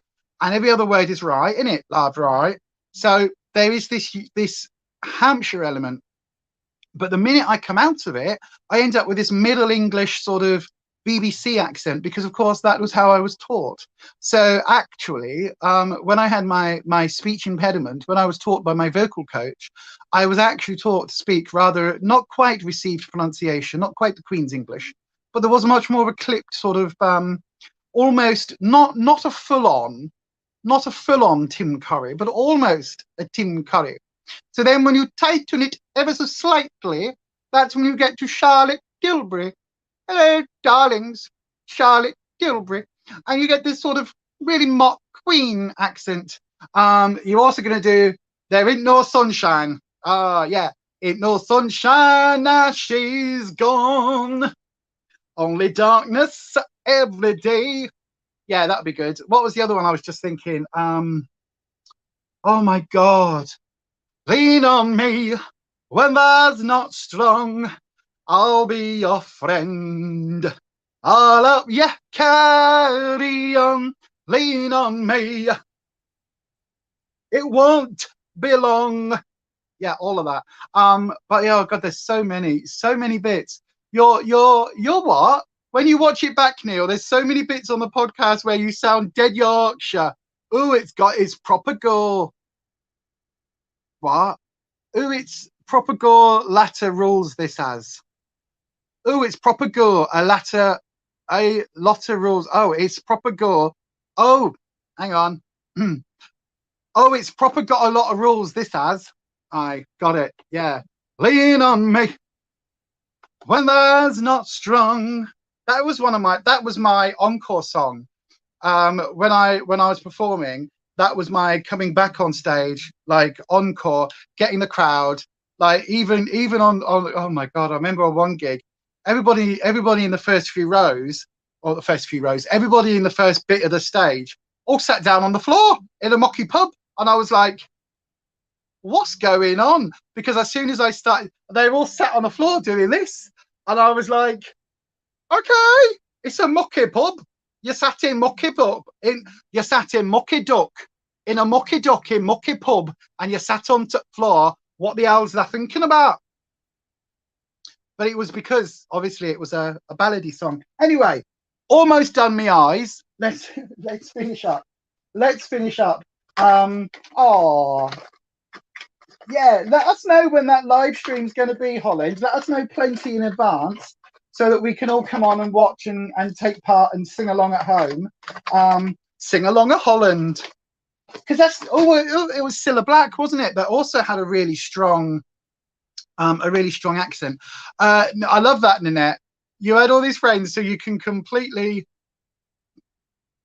you can understand English. Your teacher was English, but it depends. It depends. Well, I used to have a speech impediment. I used to have a stutter or a stammer. I'm not quite sure which one it was. And I'm being very mindful not to get too much into that mindset, because the minute I go into that mindset, it reoccurs. So all I'm thinking now is speech therapist, which was received English, received pronunciation. So this is the sort of voice that people on the BBC, hello, this is the BBC World Service, and this is your news. The Queen is lovely, and we all love her at all times. Her royal family should never be done. They are all perfect, and we love them all. Lots of love, the BBC, circa 1953, World Service, Radio 4. So that was that's all you ever used to hear. And now people have their natural accents. So yeah, there's lots of different quite strong accents around the UK, Nanette. But Will said there that when Will's Scottish, Will's got a wee Scots lisp, a wee Scots little lilt to his voice.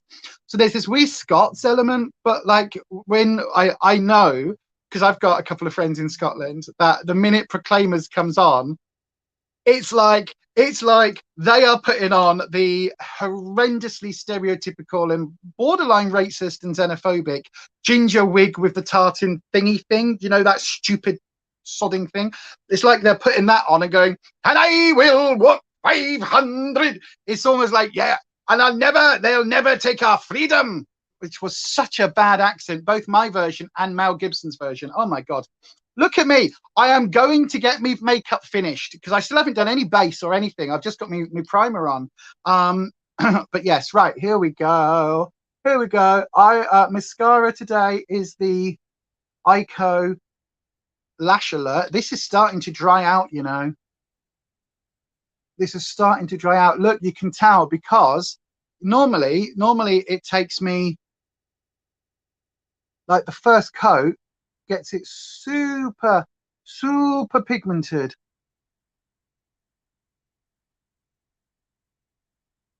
But this is just looking a bit clumpy and lumpy, to be honest. But it's kind of getting there, as you can see. Neil's originally from Wakey. But yeah, Barnsley Donny probably has a thicker accent. Oh my God.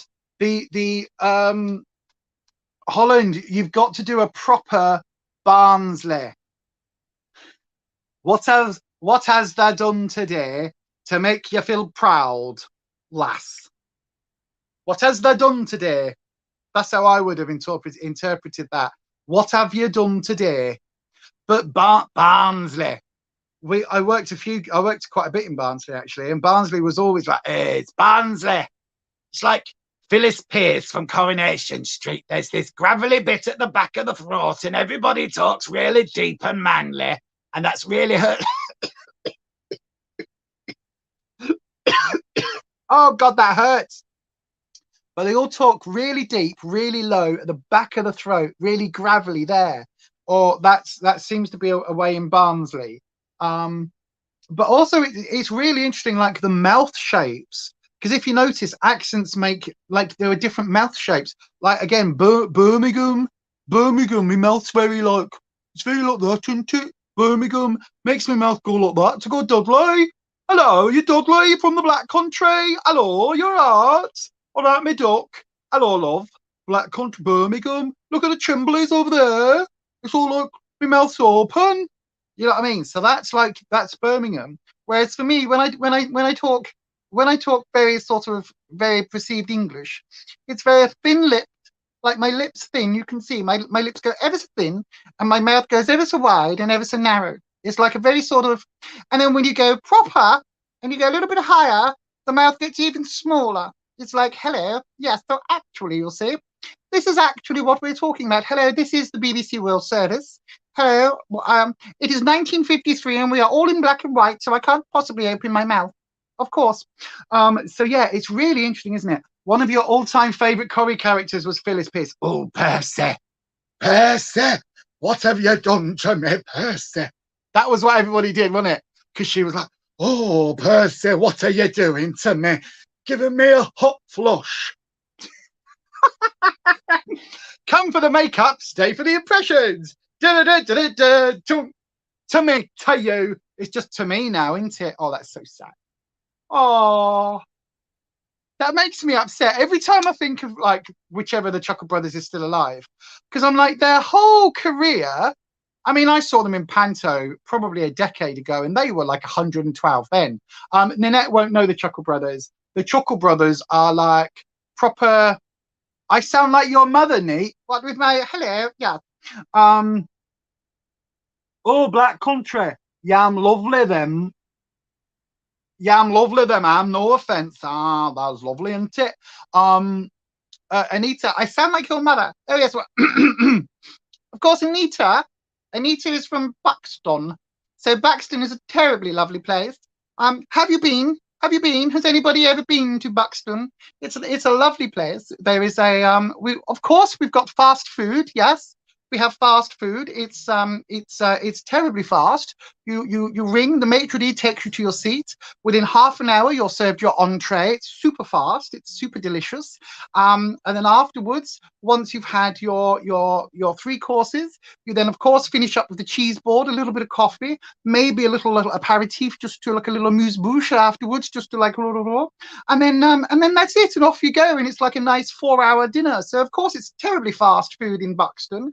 And yes, we have supermarkets, like we have budget brands in Buxton. So of course our main budget brand, as you know, would be Waitrose. That's where I go for my budget brand, because Harvey Nichols just doesn't deliver the way that it used to do. Harvey Nichols Food Court, unfortunately, just ever since Harvey Nichols was sold to the Jolly Foreigners, it's just terribly. They're no longer doing the deliveries, so you just cannot rely. I mean, what is one to do when one cannot rely on the Harvey Nichols Food Court? I mean, we could always go from Harrods, but I've never liked Harrods, not since it was sold. But yeah, it's not the same, is it? No. So we do terribly shop at Waitrose if we have to go to budget foods. But of course, we tend to grow all our own vegetables, or we don't grow them. Gardener grows the vegetables, of course, because like we can possibly. There's no way after my manicure, I can't possibly get the manure and the manicure confused. No, because if you book a manure, oh no, don't book a manure. I mean, we did that once. Do you remember? Nail Tech did a manure. Terribly awful. It was shocking. I didn't know where to look. I know. I came in. big pile of manure on the doorway. And I said to her, oh, what the hell is this? And they said, oh, it's your manure, my lady. And I said, oh no, terribly not a manure. I said, actually, I was wanting a manicure. Oh, how we laughed over Pims. Oh, we laughed terribly. It was so wonderful. I mean, I did, of course, have to sack all of the staff that day, apart from the butcher. No, apart from Butler. But of course, Butler's been with us for many years, but I did dock his pay for several months, so it's perfectly fine. But anyway, yeah, so Buxton is terribly lovely. Of course, it's not as good these days now that the council is here. I mean, oh gosh, could you imagine? I mean, luckily for our part of Buxton, it's terribly fine still. Like, the council haven't come into our part of Buxton, no. But I did hear tell there was actually, I mean, can you believe it? They are even building. This is how Buxton has gone terribly downhill. Terribly, terribly, terribly downhill. Buxton, are you ready? Is opening an M&S food hall. I know. I think we should campaign immediately. Campaign. Come on. James, Jeremiah, Brigadier. Come on, let's go. We're going to do some, well, you can do the picketing. I'm not getting out of the Range Rover quite personally. But anyway, there we go. Sorry, I'm doing skits.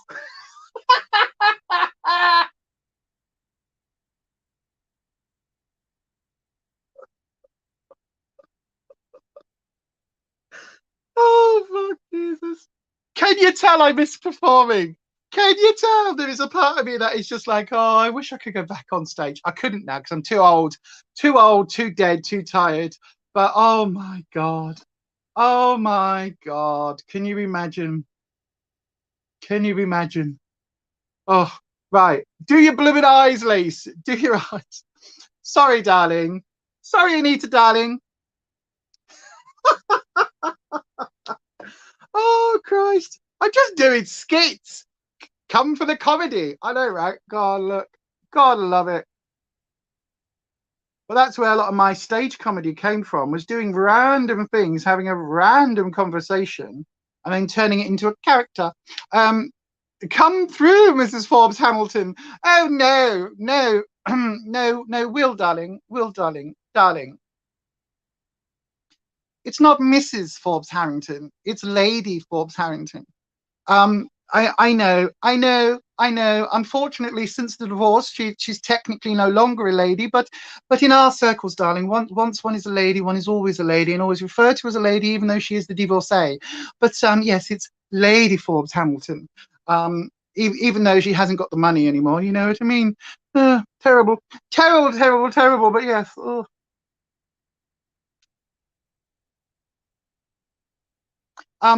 So yes, it's very bizarre, isn't it? Very, very, very bizarre.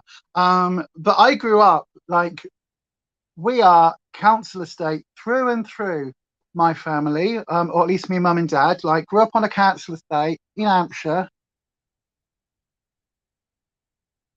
Absolutely, like, you know, proper working class people. Dad was in the Navy, suffered no falls, no airs and graces. Mum worked her whole life. She worked in you know, childcare, and she worked in a chemist at the end. You know, she was a dispersing assistant and all of those things. And she was absolutely, like, they just worked, my parents.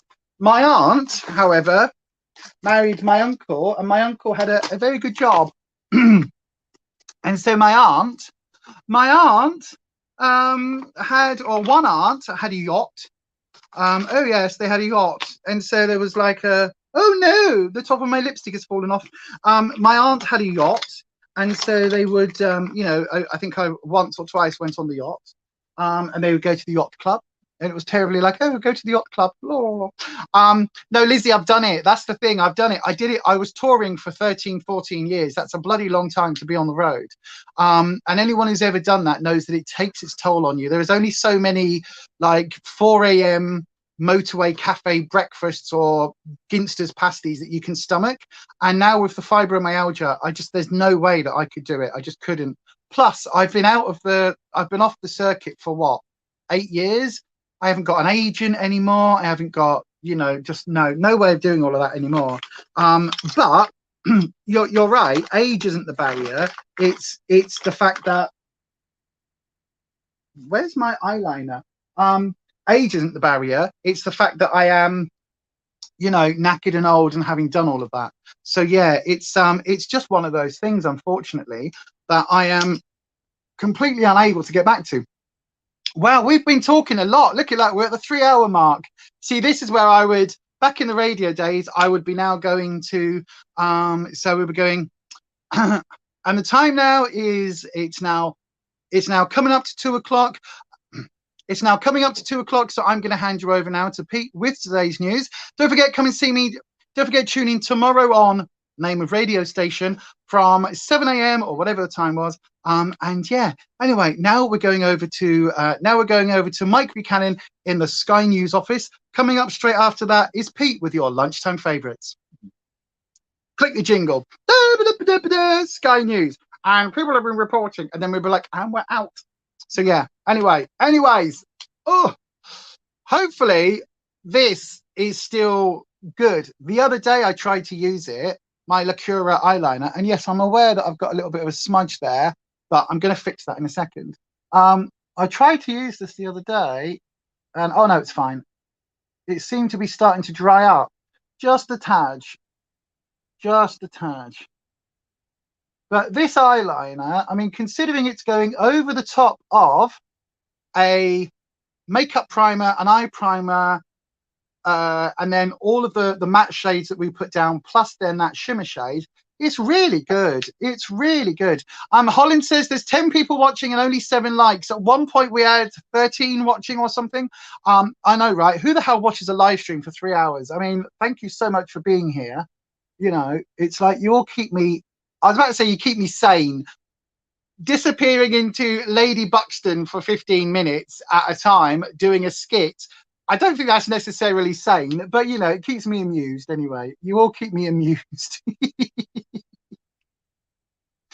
You keep me amused. Don't laugh when you've got an eyeliner on your eyelid, you daft cow. What?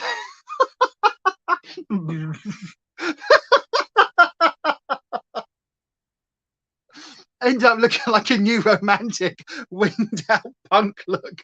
It's a mystery. It's a mystery. Oh my God. Shut up, Lisa. Do your bloody eyes. Stop doing skits. Christ.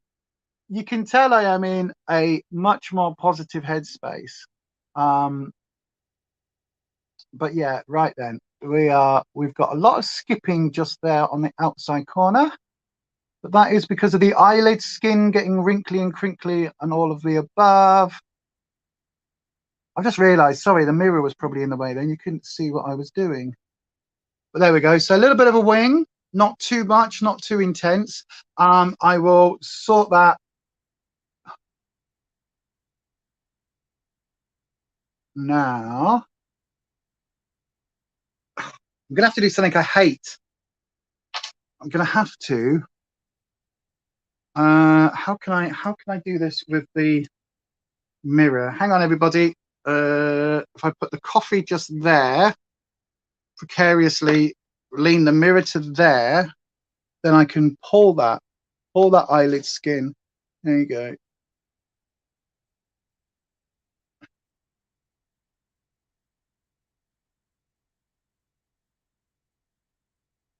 No, this is drying up.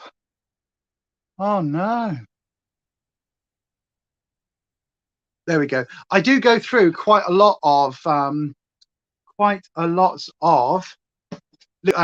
eyeliners because I do use them a lot. What's that, Holland? Can anyone think of a song with "Isn't It" in the title? Isn't it? Isn't it? Oh my God. Isn't it? Isn't she lovely? Isn't it? Oh, there's something from a musical. Isn't it? Isn't it? Isn't it? Isn't it? Isn't it? Isn't it? There is one from a musical.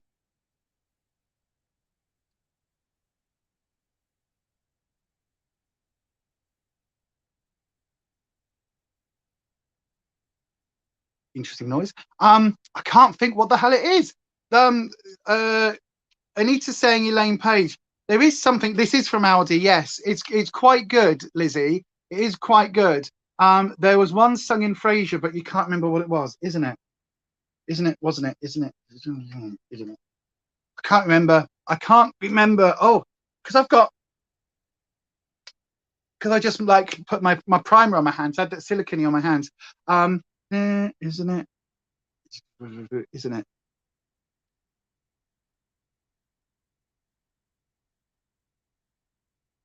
Honestly, can't think. Honestly, can't think. There's something in the back of my mind going, yes, there is one. Can't remember what it is. Right, let's do the eyeliner this side. Oopsie, hang on. Oh yeah, the nib is just starting to dry out. Right, okay. Come on. Come on, eyeliner. Let me just get through one more eye without skipping too much. There we go.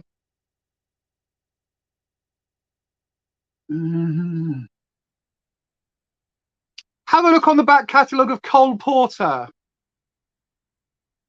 Oh, I know you so well. Isn't it? Isn't it romantic? Could be. Isn't it romantic? Could be. Music into night. Ain't it romantic? Music. Music of the night. Nighttime sharpens, heightens each sensation. Darkness wakes and stirs imagination. Silently does assemble. And so on and so on and so forth, but sung properly with a bit of warm up. It's not music of the night. Why is Michael Crawford? I am visualizing in my head the Michael Crawford album that I had. It was one of the first ever CDs that I had as a kid, because I liked Michael Crawford singing.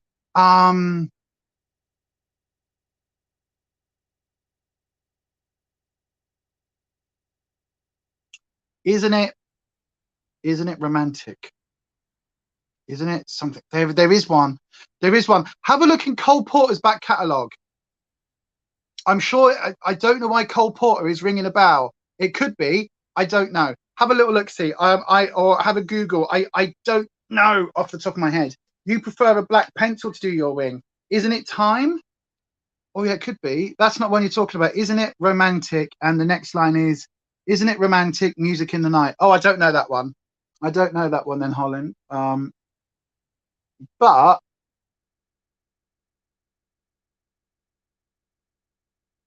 isn't it? Wasn't it? Couldn't it? There is another song that my brain is getting, isn't it? It was like IZZINIT is how it is phonetically written. Isn't it? Wasn't it? Isn't it? Couldn't it? Oh, I don't know. It's from a more modern musical. It's not Into the Woods. It's not Wicked. It's not Into the Woods. It's not Avenue Q. It's not. Or could it be Avenue Q? No. Oh, could be Avenue Q. Could be Book of Mormon. No, I don't think it's Book of Mormon. Turn it off like a light switch. It's not Book of Mormon. It could be Avenue Q, isn't it? Isn't it? It's a fast-paced musical, isn't it? Oh, what the hell is that? What is that? Modern musical. It's not Taboo. It's not. It's not any of the revivals. It's not. Oh, hang on. Thoroughly Modern Millie. Oh, could it be Thoroughly Modern Millie or 1920? What musical is in my head? There is something in my head. This is so annoying. Is it 1920s? Is it 1920s? Is it flapper costumes that I'm seeing? Isn't it? Isn't it? Isn't it? What is that musical? What is that song? Isn't she lovely? That's what I was thinking of. Never mind, you'll have a Google. This is going to bug the hell out of me now. It's going to bug the hell out of me. There is definitely something in my brain saying that there is a musical, possibly with a 1920s type vibe, with something, isn't it? Wasn't it? Couldn't it? Wasn't it? Oh, the Boyfriend? Could it be The Boyfriend? Carol. Carol Channing. What is that? What's that? Is that Thoroughly Modern Millie? I think it might be Thoroughly Modern Millie.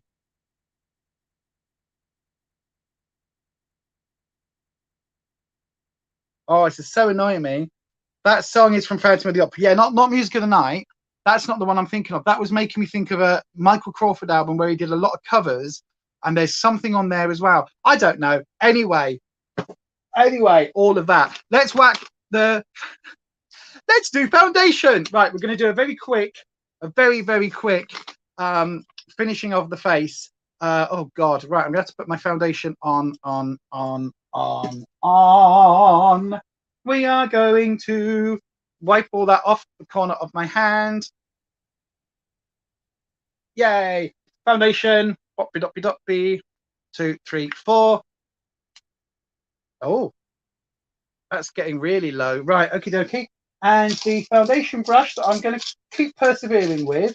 Where is it? Here we go. And the primer is obviously on, has been on for a couple of hours now. Saturday Night Musical. That has a 1920s style. Saturday Night Musical. A little light music. Is this Cole? Is there a musical? A little light music. Cole Porter. Oh, it's so bugging me. That's what keeps coming up for I know FA about musicals. It could be that. It's really bugging me. This is the ADHD part of my brain that is literally just going, I know this information is in my brain, but just is not coming up. So all I'm doing with my foundation is just, I've actually put too much on my hands now. So I'm going to have to just like paint it down there to get rid of it almost. Because with the brush, I am finding that I use less. So I'm just going to whack on with the brush. I'm sure it's a more modern, it's either a more modern take on, I wish I could remember it. It's not Into the Woods. That's a modern one. It's not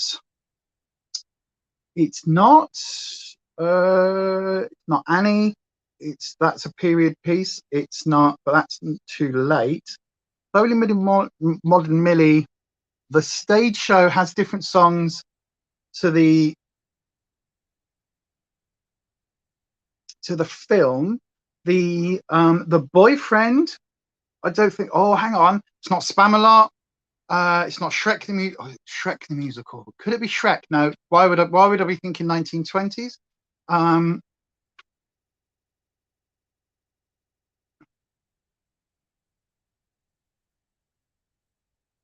It almost feels like.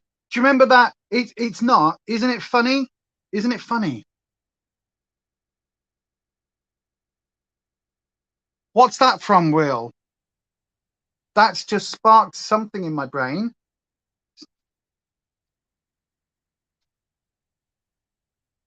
It's whatever this song is, I think it's either the reprise I'm thinking of, where it's a two-hander, where it's almost like, I think it's a man and a woman, because, you know, musicals, there's got to be heteronormative. It's a man and a woman, and they're singing, and it's not, it isn't Rent, but it's like that, Take Me or Leave Me, where there's that kind of argument in the song between the two main characters. Isn't it funny? It could be. I don't know. I can't remember. But it's like a backwards and forwards between these two characters, and in the reprise, it comes back and it's no, isn't it? Isn't it? No, that isn't the one I was thinking of. Isn't it romantic? No, it's not that one, Will. There is something. I will find it. Somewhere in the back of my head is this knowledge about what this blooming song is. And I will find it out, because now that's going to bug me. That's going to be one of those. And anybody who's on the ADHD spectrum will know, on the sort of neurodiverse spectrum, whether it's classed as ADHD or autism or whatever, because potentially I'm on, you know, spectrums of all of the above. It's definitely a neurodiverse element there, but as a 45-year-old adult, people don't really give a toss about my you know, diagnoses, obviously, because they're like, you've waited until you're 45.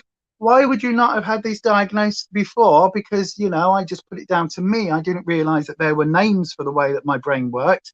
And I didn't know until very recently, the last 10 years, that my brain didn't work like everybody else's. I thought everybody's brain did what mine did. I didn't have a bloody clue that it could be a condition or a thing. I just thought, doesn't everybody do that?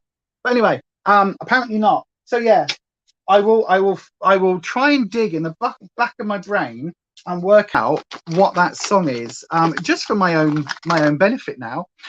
So the L'Oreal Age Perfect Radiant Concealer. I don't find this very radiant. I'll be happy once this is used up out of my Team Project pan, to be honest. It's a weird formula, this one. In all honesty, it's a little bit thin and a little bit thick all at the same time. Ed's back from Mackie D's. What did you have then, Ed? Did you have anything good? Did you get anything nice? What concealer brush shall I use?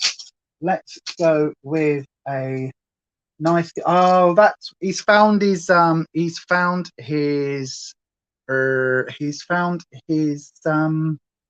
chewy bone. That's why he's so happy. Right, let's use, do I want this tiny little, oh, actually, yeah, that works.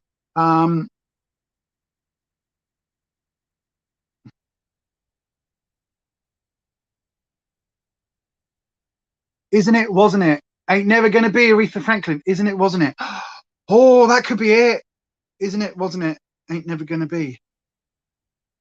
Isn't it, wasn't it? Was that used in that could be it, Will? Was that used in a musical? Was that could well be it. That could well be it. That could well be where my brain is thinking.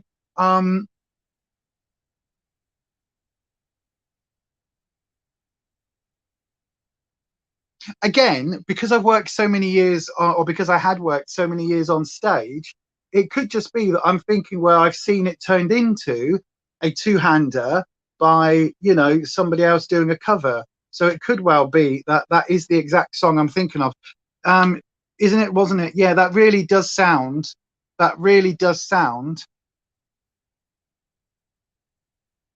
like, in my head, that's the right lyrics. That matches completely what I was thinking, to be fair, Will. It really does.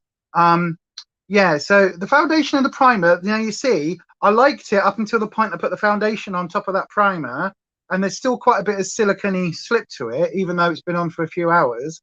But just on my forehead lines, it just, oh, actually, on camera, it looks fine. In person, the lines are there, but obviously I haven't set the foundation yet, so I'm going to do that now. Just tapping the concealer into place.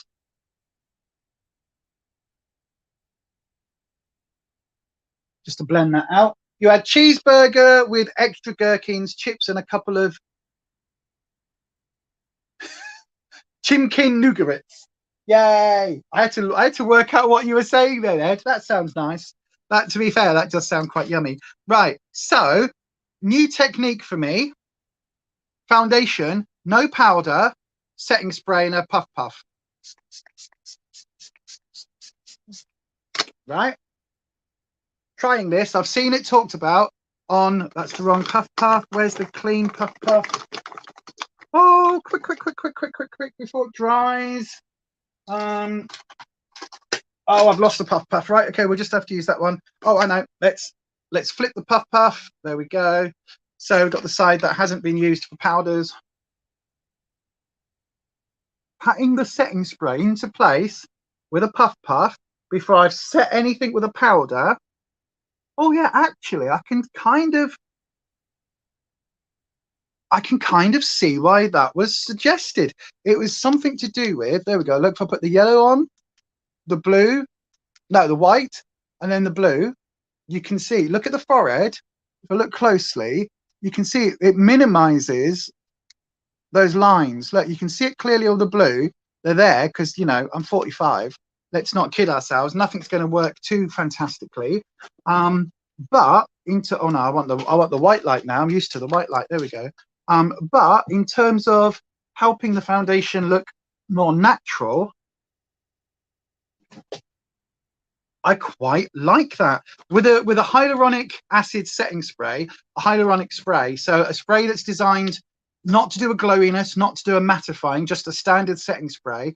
That actually is working really, really, really nicely. Right then, this is the bit that we were going to discuss, and I meant to do it earlier and I can't remember. So a setting spray to go into my team project, no, a setting powder to go into my team project pan. Right, this is what I need your help on, everybody. So I've excluded the option from the, from my 15-year-old makeup stash from back when I was on stage. So I've excluded that. That's out of the equation. I don't know where that is, worryingly. I don't want that to fall on the floor. I don't know where I put that. But anyway, wherever that isn't one that oh, I can see it. Right. So that isn't one that I'm using. So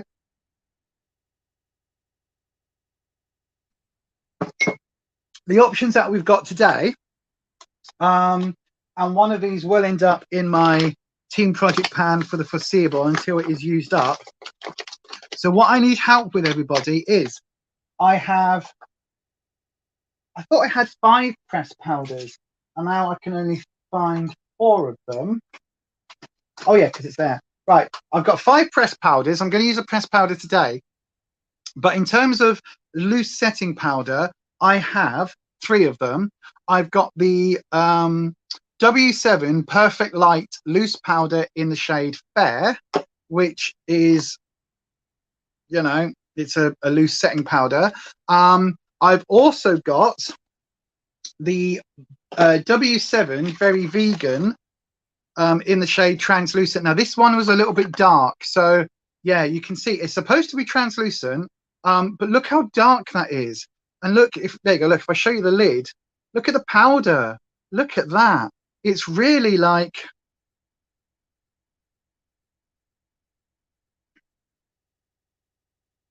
can you see there? Can you see it? Well, I've placed it just there, look. Yeah, you can see that darkness. That's supposed to be translucent. So actually, I'm excluding that. I'm going to declutter that straight away because I'm not going to use it. I'm not going to put it in a project pan because I'm not going to get any use out of it. So if anybody watching this is a deeper skin tone than me, if you are like anything other than porcelain pale photocopy of white, and you are on my list, if you want that, let me know because that will go in the declutter as well. I'll stick it in that bag for now. So then we've got the W7 one, which I quite like, and we've got the Revolution one, which is the other version of the Revolution translucent powder. This is, again, fairly full, but as you can see, there is a slight difference in the colors between these two. Like, one is deeper than the other, as you can see. So what should I use for my team project pan? Should I use up the W7 one that's a little bit deeper but not too dark for me, or should I stick with the Revolution one that I actually like, and that is really quite good? Neil says, how are you feeling, Ed? Taking it easy and not too uncomfortable, I hope. Absolutely. Yeah, same, Ed. I hope you're doing all right, my friend. I don't know how much comfortable you are about sharing things over the interwebs on a live stream, but yeah, do take things easy and make sure that you do all the things that they've told you to do after surgery. So then, do we think Revolution or do we think the W7 one for the team project pan, or do I risk it for a biscuit and try and make one of these press powders work? So I've also got it's this one is number 7 by Boots. This is the one that I'm not decluttering. I've decluttered the W7 cheap budget range, the Very Vegan. So this is the Boots one. So then for press powders, I've got an Elf one that's almost done. I've got the Revolution Super Matte Powder. This was the really good one. This is the cheap one. It's like less than a £5 from Revolution. The MUA Pro Base. I've got a Poundland one, and I've got another Elf. This is the Perfect Finish HD powder, but this one is almost white looking. So yeah, what do we think? First of all, loose powder or press powder? So let's do this then. Loose powder or press Loose powder or pressed powder? Vote now in the chat if you are here on the live stream. I am going to press the magic button and we will whittle it down even further for the interactivity. Pressed powder, loose powder.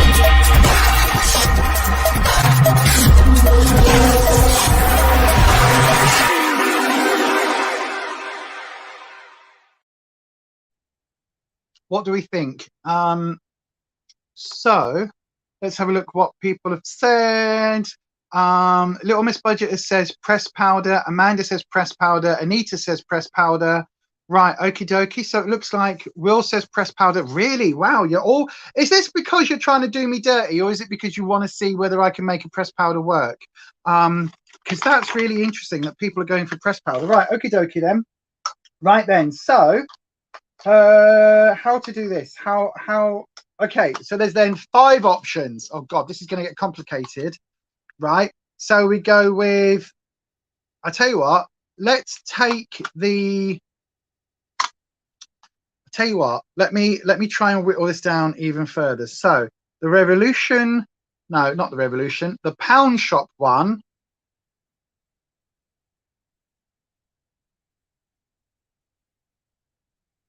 Actually is fine. The Elf one, I've almost hit pan on that. Well, I have hit pan on that, but I've almost finished that one up. Let me just feel how I feel about that one. I mean, that one's fine as well. God, I'm not going to whittle these down, are they? Because I quite like all of these. What about this white one? Is that going to be one that I'm going to be... What are we in? We're still in February. Oh God, I can't use all right. Okay, I'm taking this one out. Ed doesn't mind sharing top surgery. Oh, I'm going to pop this on the screen, Ed. Top surgery has improved your confidence. It's just going from the aunt's that has central heating to a home that only has a wood burner is odd. And you missed my aunt's cooking. You miss your aunt's cooking. That is phenomenal. I am made up for you, my darling. I really am totally made up for you. Like, hopefully you'll have a full range of movement and everything again very, very soon. But yeah, it just sounds amazing. It really does. Like, I'm so pleased for you. I really, really am. Yeah, I'm so happy. I'm so happy for you, my darling. Right, I'm taking that white elf one out just because I don't know how that's going to work. So then I've got 4 options. All of these are relatively okay. And all of these are, you know, very similar shades for me. Yeah, so all of these I'll be happy to use. And I will use in the Team Project Pam. It's blooming like nose anyway. So all of these I will use in the Team Project Pan until they're used up.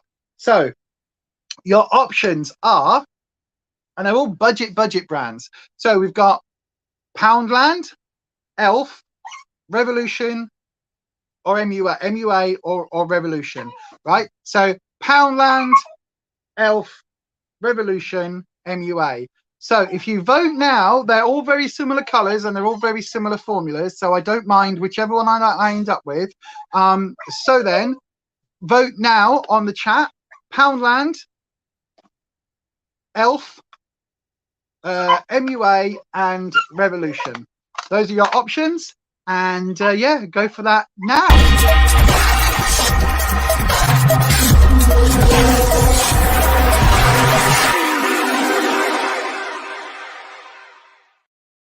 What have we got?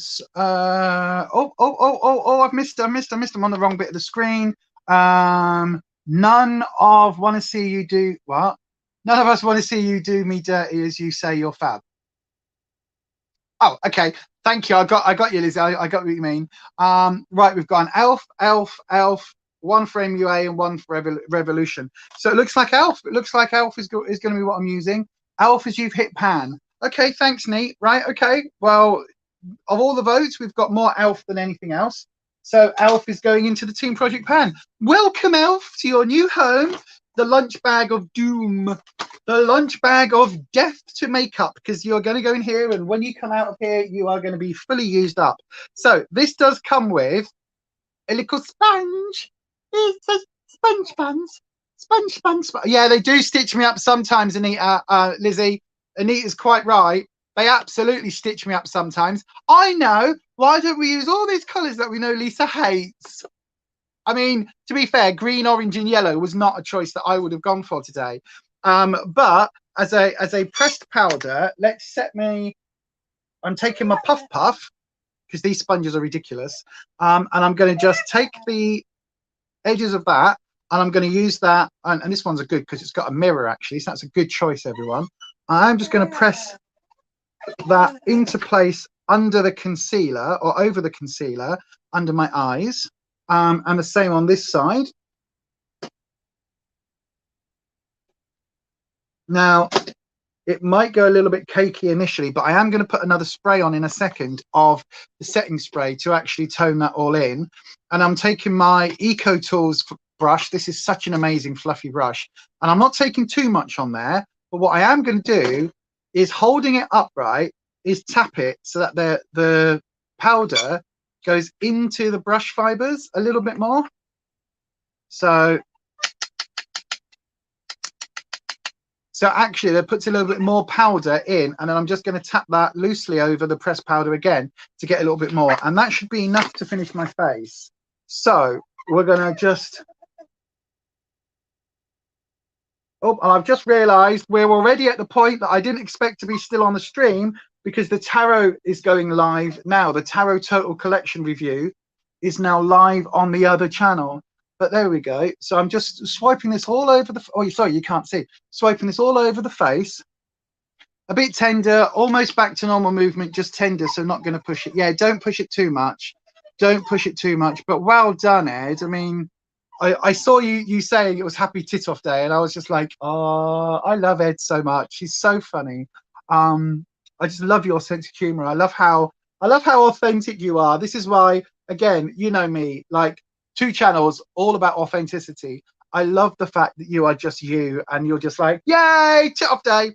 Love that. Love, love, love, love, love, love. So there we go. That is the setting powder on, the pressed powder on. I do like this e.l.f. pressed powder. I've got no idea what it's called. It just says translucent on it. But if anyone's on the e.l.f. website at any point, if you see the pressed powders that look like this with the little sponge, the only thing I wish is that this whole pan was the powder, because you would get more bang for your buck. But I actually do quite like this powder, so thank you for choosing that to my for my project pan. I'm going to weigh it after this, when I've got to weigh a couple of other items to add in as well. So that's all of the that is all of the powder done. Now, before I do set my face, I'm going to go in with my blusher, which again is my Team Project Pan, the MUA blusher, using the Lacura brush set. I like this one for blusher because it actually works really nicely. I know, Eddie, we're gonna be done soon, my darling. Trust me. I'm just gonna do this, and then we will finish up, and then we'll spend all afternoon until Daddy comes home, playing and running, and while Mummy's tidying up. I know. Oh, have you found it? Have you found it? Good boy. He's just found his treat. He has. He's a good boy, aren't you? A bit gel, but happy for you. I know, Holland, right? I was having a conversation with Neil last night about my boobies, and about whether I was going to have a boob job and have big, huge knockers.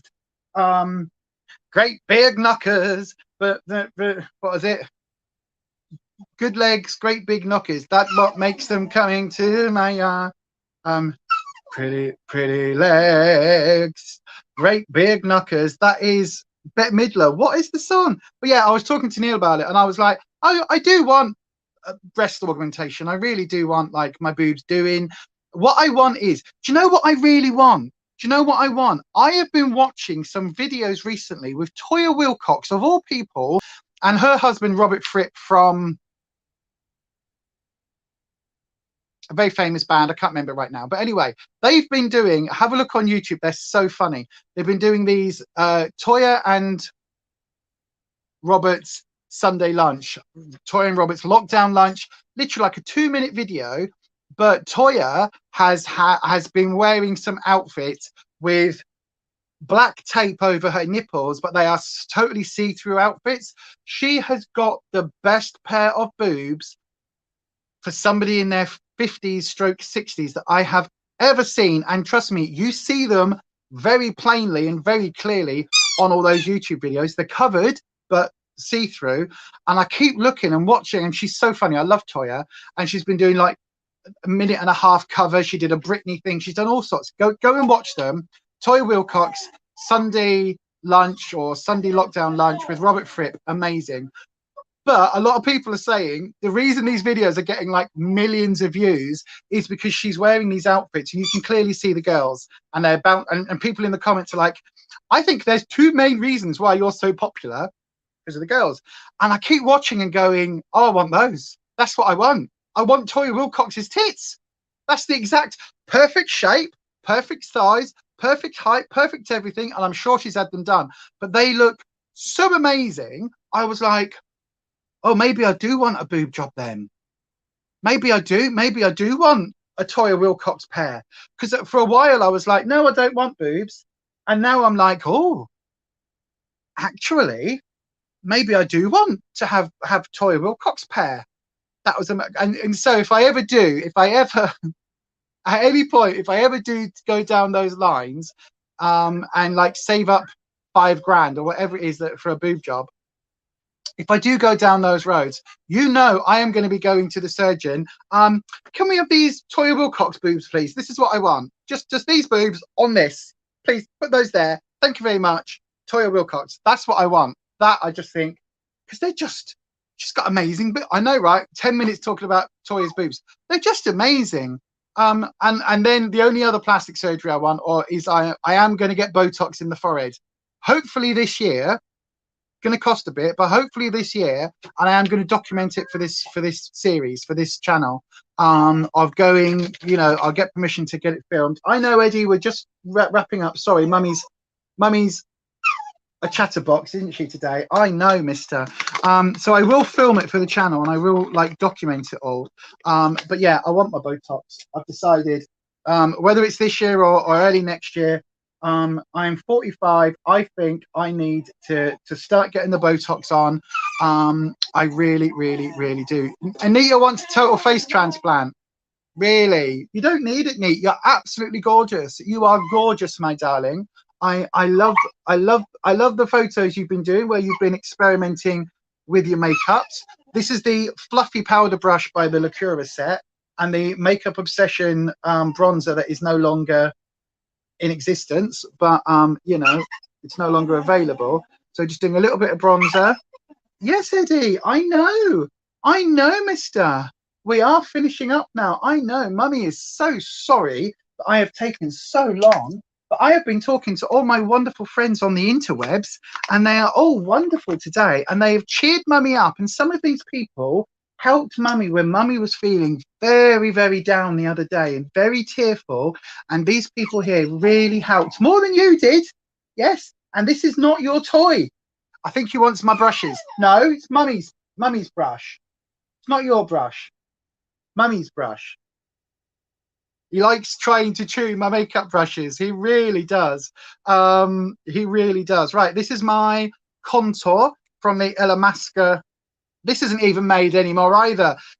I did not know when I was picking all my makeup out for the Team Project Pan. I didn't realize that most of the stuff that I am putting on, and most of the stuff that I was putting in the project was old. I didn't realize that. I didn't realize just how old it all was, and that it was no longer available.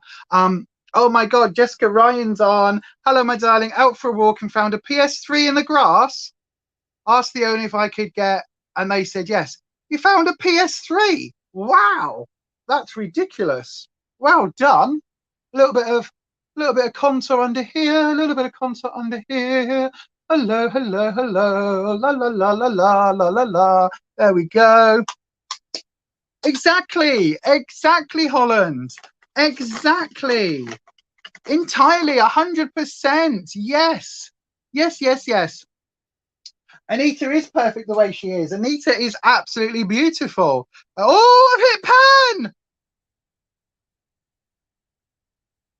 Oh my God. Look, you can see I've hit pan. Way.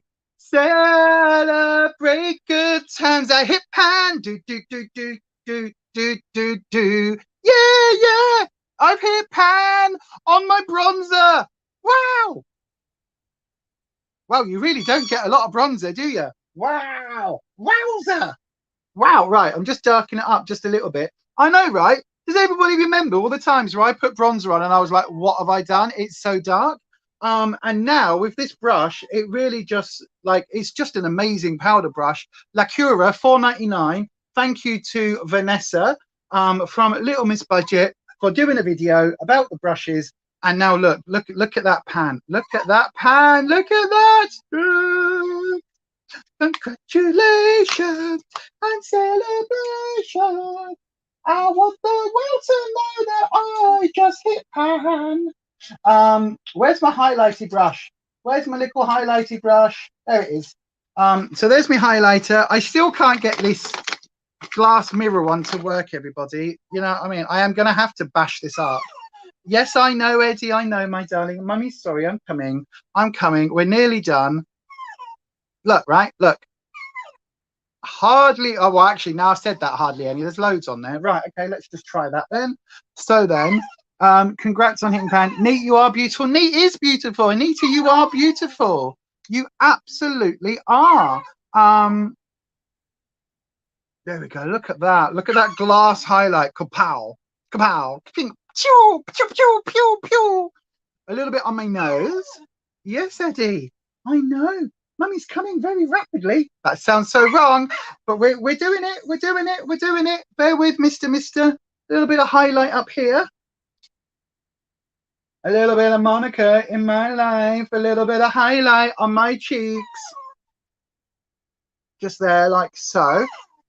And I haven't done any colour yet underneath because we're nearly, oh, a little bit.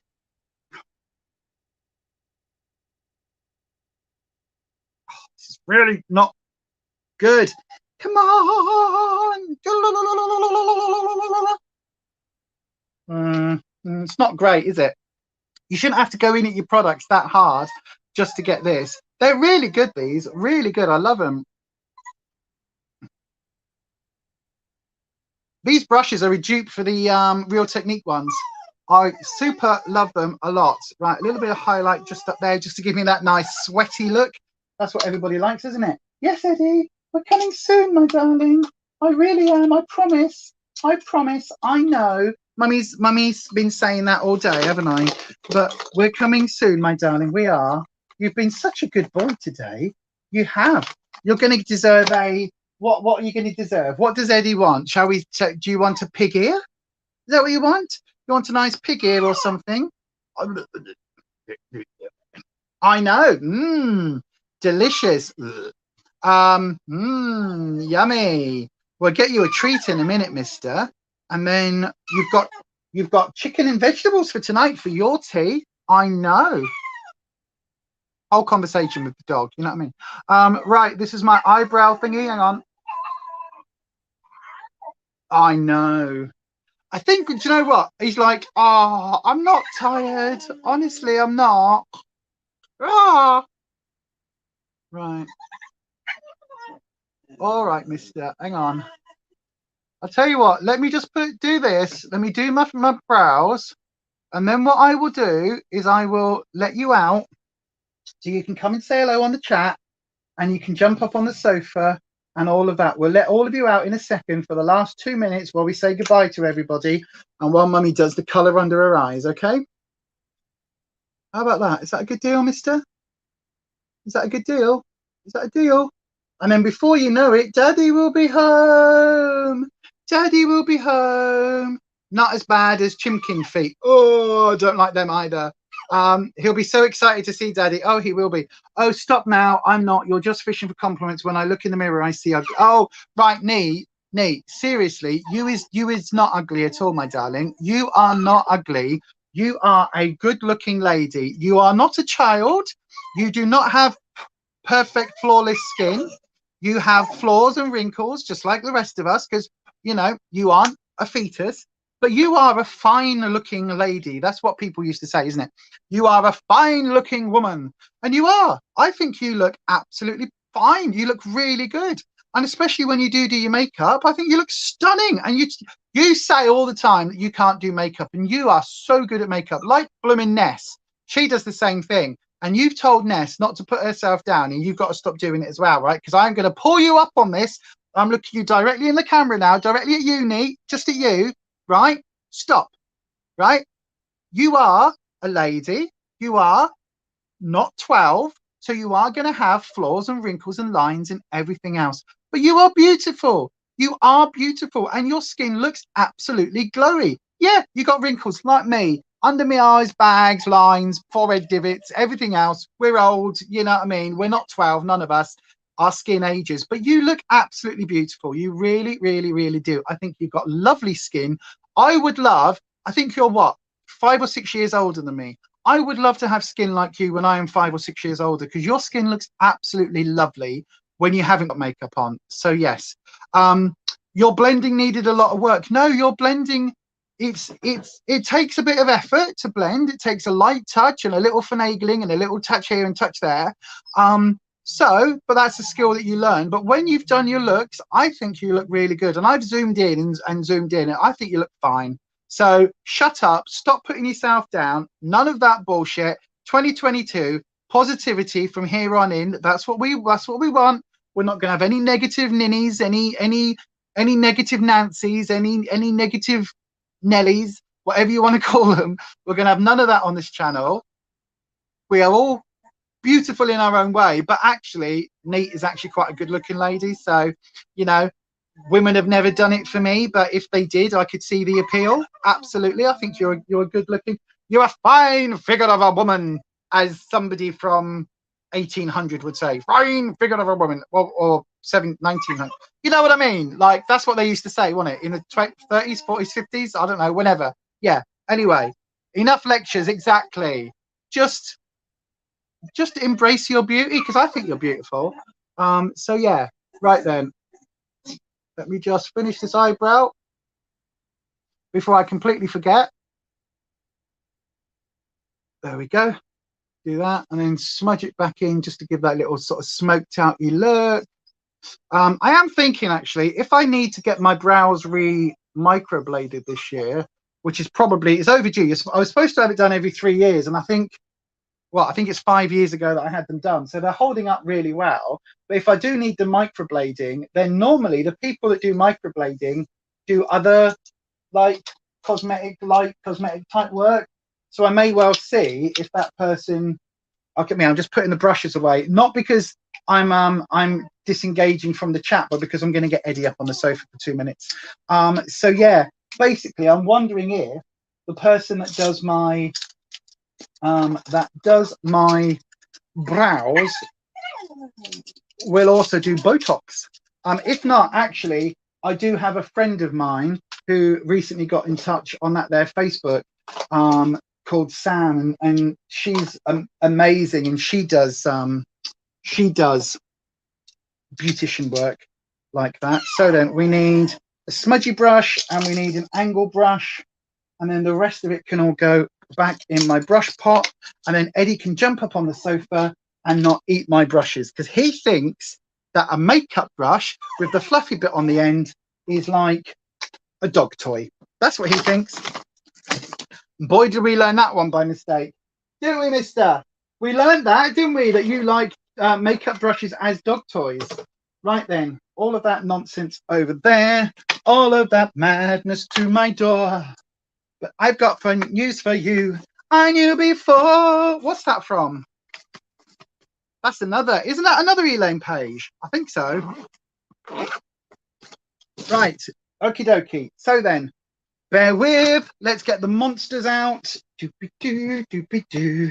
Look at you. You're so excited. Are you going to come and say hello to everybody on the live stream? Come on then. Come on then. And you too. Right then. There we go. Hang on. There you go. Hello, you two. I'll be there. 1, 2, 3. Dum be dum be dum be dum.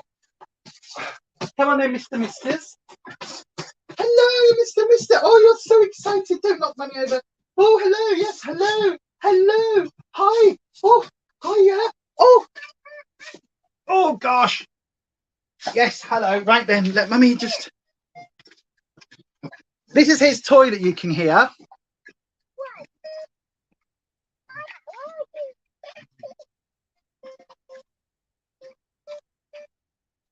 Right, that's enough. That's enough. You don't have to drink the whole bowl. Come on then, come on up. Come and say hello to everybody. Look, here we have the family. Meet the children. Here we have the lovely Alvie. Is Alvie? Hello, my darlings. Hello. Are you a good girl? Yes. Here's Eddie. Come here, Eddie. Come here then. Give us kisses. Oh, yes. Hello, Mister. Look how big he is, everyone. He's almost the same size as Alvie now. And then Ruby, come on then. Come on, Rubes. Come on up then. That's it. Come and say hello to everybody. You've had your breakfast there. Their breakfast this morning. Their ham and their chicken roll and everything else. Da-dum-be-dum-be-dum-be-dum, bum, bum-ba-dee-bum-bum. Powder brows. It's the new style of microblading, but it's softer. Oh, okay. Hi, kids. Hope you're well, says Auntie Neat. She does. Look. Auntie Neat's asking how you all are. Look. Hello, hiya, hiya, Ruby, hiya, Ruby. Where's Eddie Munster? Come on, Eddie Munster. Come here then. No humping on the live stream. It's YouTube, not OnlyFans. Yes, give us a kisses then. You're going to hate it when you go out for a toilet in a minute because it is chucking it down, blowing a gale and everything. Hello, mister. Yay. Hi. Hiya. Look, everybody. Hi, look at the doggos. Yes, hello. Hello. Hello, everyone. Hiya's. Hiya's. I know. Good boy. Aren't you a good boy? You are a good boy. And he has no accidents anymore. He's doing so well. He's such a well-trained boy. He really, really is. Aren't you? Yeah. He says now trying to hump his mother-in-law. No humpies, please. Right. So then, to finish up today, I've got my last two brushes, and I'm going to use the yellow from the...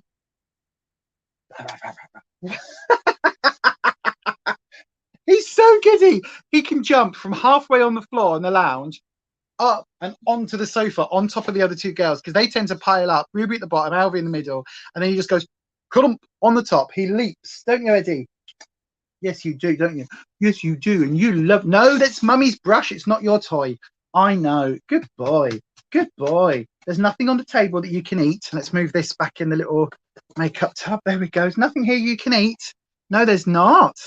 Right then, so I'm going to finish up by using the yellow, that lemon yellow, and my mirror. Are you trying to eat your girlfriend? Are you trying to eat her ears? I don't think she likes it. No playtime on the sofa. What have I told you? Playtime is on the floor, not on the sofa. God, it is like kids. It is like kids. It's a semi-permanent treatment that gives a softer powder effect.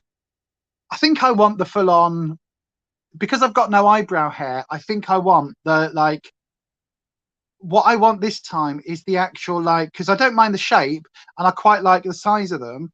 And even when the color is okay, but I want the definition of like some fine lines put in. So I really just want a touch up rather than a full go over, to be honest. Right, let's use the yellow on the inner corner. And we'll use that one on both. What are you doing, mister, over there? I always get wary when you go quiet, when you're in the kitchen, because you could be eating the kitchen, like the wall, trying to eat the wall. Blooming boy, aren't you? You're a blooming boy.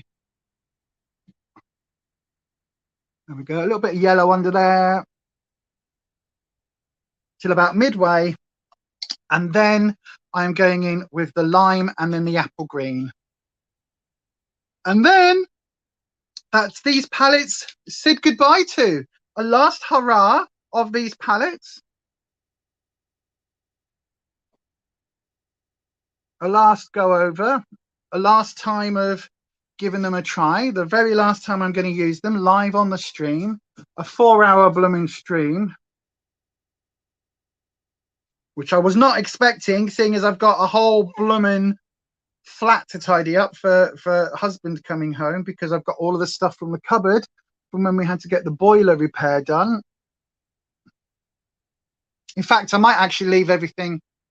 I might leave all the other stuff in the kitchen if I can find a way of making it all fit, because they're going to have to come out and do that on Monday anyway. So, did the doggies like their Christmas snacks and treats? Oh my God, Neat, yes they did. Thank you so much. We did film an unboxing of all of that, but then it felt really like I didn't feel comfortable putting an unboxing on YouTube. But yeah, you had all your treats, didn't you?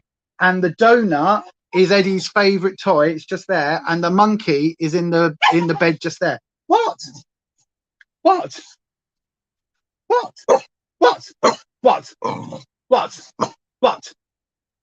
What? I know. Mummy promised you can go and play outside, didn't I? And we're going to go and do that in literally 2 minutes now. Mummy's just going to finish up, and then it's a 4-hour live stream today. 4 hours, I know. You've been such a good boy. I mean, all right, you were asleep for the majority of it because we tired you out this morning in the garden, didn't we? We did. We tired you out this morning. Although it's very wet and muddy now. You're not going to like it now. You're not going to be able to go and play now, Mr. Eddie. Not like you did earlier. No, I know. And then there we go. That's that hint of green. Talking of donut, he's gone and got his donut. That was the squeaky squeaky. So yeah, thank you for that. So there we go. That is the finished eye makeup. That is all of that one done. I am just going to use that slightly rounded, small little domed brush and just blend all of those together, the green into the green and then the yellow into the green. So there we go. We've got all the same color scheme underneath, and then we're going to finish up with a good spray of the Hyaluronic Fix setting spray. This is on Amazon at the moment. The link's down. Oh, all the link to most of what I've got on my face is now down in the description box. So absolutely go and grab it, because like these, I think I found an Amazon thing. I think they were like £6 or £8 for 2 of them. I'm sure it was something really like quite cheap. So yeah, go and have a look. It is an affiliate link, so I do get like a penny or something. I don't know what I get. I've got no idea. But this is where I'm ordering it from. Anyway, spray.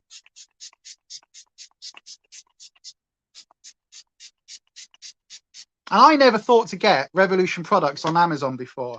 To be honest, I was always like, well, why would I do that when I can just get them off the Revolution website? You know what I mean?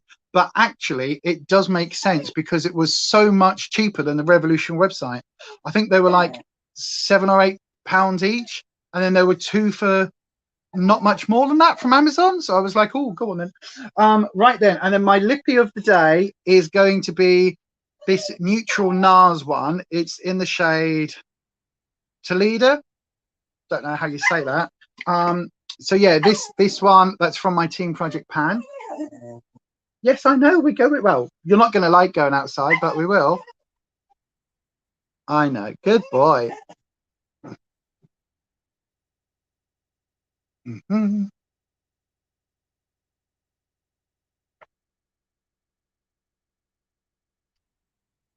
Oh, I thought he was humping then.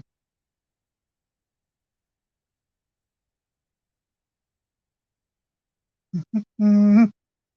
So there we go. So I'm ending with a neutral lip to kind of not overpower the eyes, if that makes sense, because it would be very easy to go, let's go with a super bold eye look.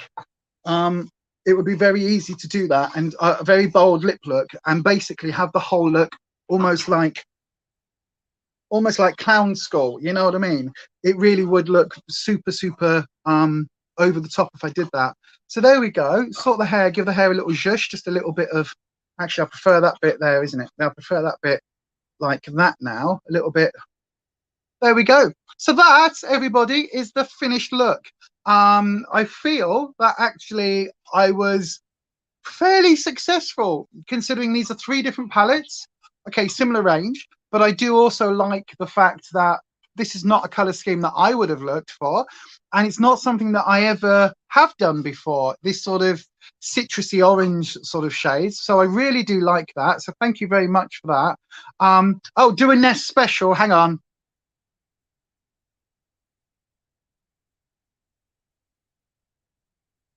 Do the good stuff. Do all the what is it you always say, Ness? Do all the good stuff, and yeah, that'll be it. Do all the good stuff. I think where does it say it? Down there. Down there. Do the things, these things, do the good stuff. But yeah, there you are, everybody. That is the finished look. I think it's ended up looking. What's a Ness special? She does this when she does her looks. She goes, it's so cute. It's so cute. I love it. She literally kind of cups her hands like this and shows you close up. So there we go. That's what we've ended up with today. I think it's come out all right, actually. I'm looking in the laptop monitor here. I think it's actually come out all right. So yes. So there we go, everybody. Thank you so much for joining. Literally 4-hour live stream. Good Lord. I did not expect that today. What theme was you going for if you picked one? I didn't pick one. This was down to everybody in the chat, Jess. And I had, they opted. So how these interactive live streams work is that I basically bring a whole bunch of stuff and everybody in the chat decides. So I had today was my decluttered makeup. So these are all makeup palettes that I have got out of my collection. And basically we gave everybody the option of neutral or bold. People chose bold.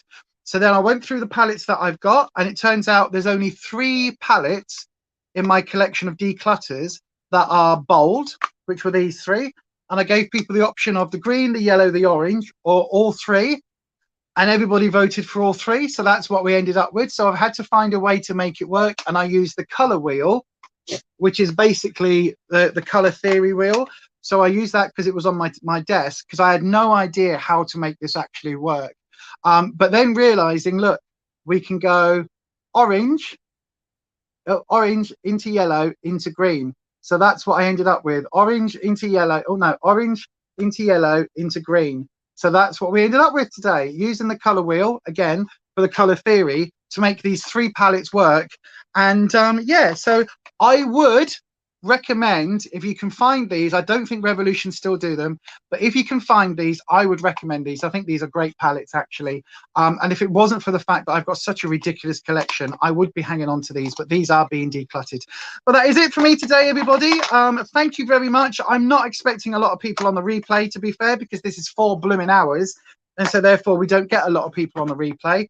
But if you are watching this right to the very end on the replay, please put the dog emoji, one of the doggies on the emoji, into the chat in honor of Mr. Eddie, who's been serenading us for the last 2 hours and now doesn't want to go out. He just wants to eat Ruby on the sofa. Good girl, Ruby. You get him. You get him. Go on, duff him up. So yeah, there we go. Thanks ever so much for joining me. I've loved today. I was expecting to be gone by 2 o'clock because I've got so much. This is on Amazon. If you look at the last week's video, Jess, last week's video, there is a link on Amazon. It was £2.35.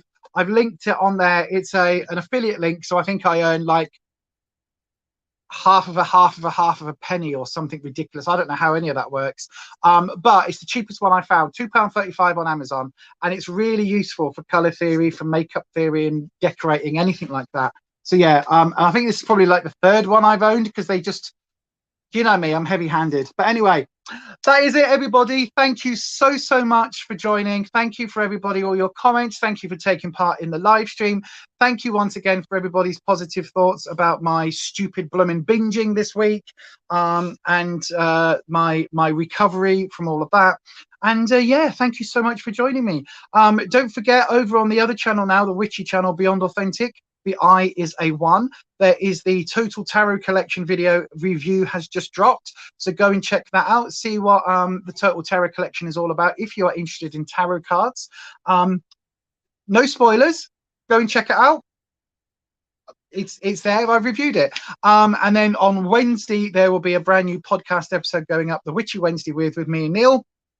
Monday there'll be a makeup video coming up, and Tuesday there will be a Slimming World recipe coming up, and then obviously our live weigh-in on Wednesday, the live coffee and makeup on Thursday morning, and Sunday I will be doing the tarot over on the other channel, even though I was almost thinking about pulling it because of spending Sunday evening with Rufus, but I think I'm still going to do it as planned. But that is it, everybody. Thank you so much for joining me. Especially those of you that are stuck around for hours and hours and hours. Like, why anybody watches this nonsense drivel with me, I've got no idea. But eventually we get to a workable look. You know what I mean? I don't feel bad going out and about the daytime with this look on my eyes. But there you go. That is it, everyone. All that's left, as always, is to stay you, stay safe, especially in these gale force winds and this storm, because I'm gonna have to put my shoes on and go around the back with these and make sure they're okay, because it is blowing a blooming gander on. It really is. It is blowing hardcore out there. So yes, stay safe in the winds, everybody, whatever you end up doing, and I will see you all very soon. And as we always say, stay you, stay safe, stay authentic, and I will definitely see you next time on one of the many streams or whatever. But that is it. Take care, and I'll see you all very soon. Bye-bye.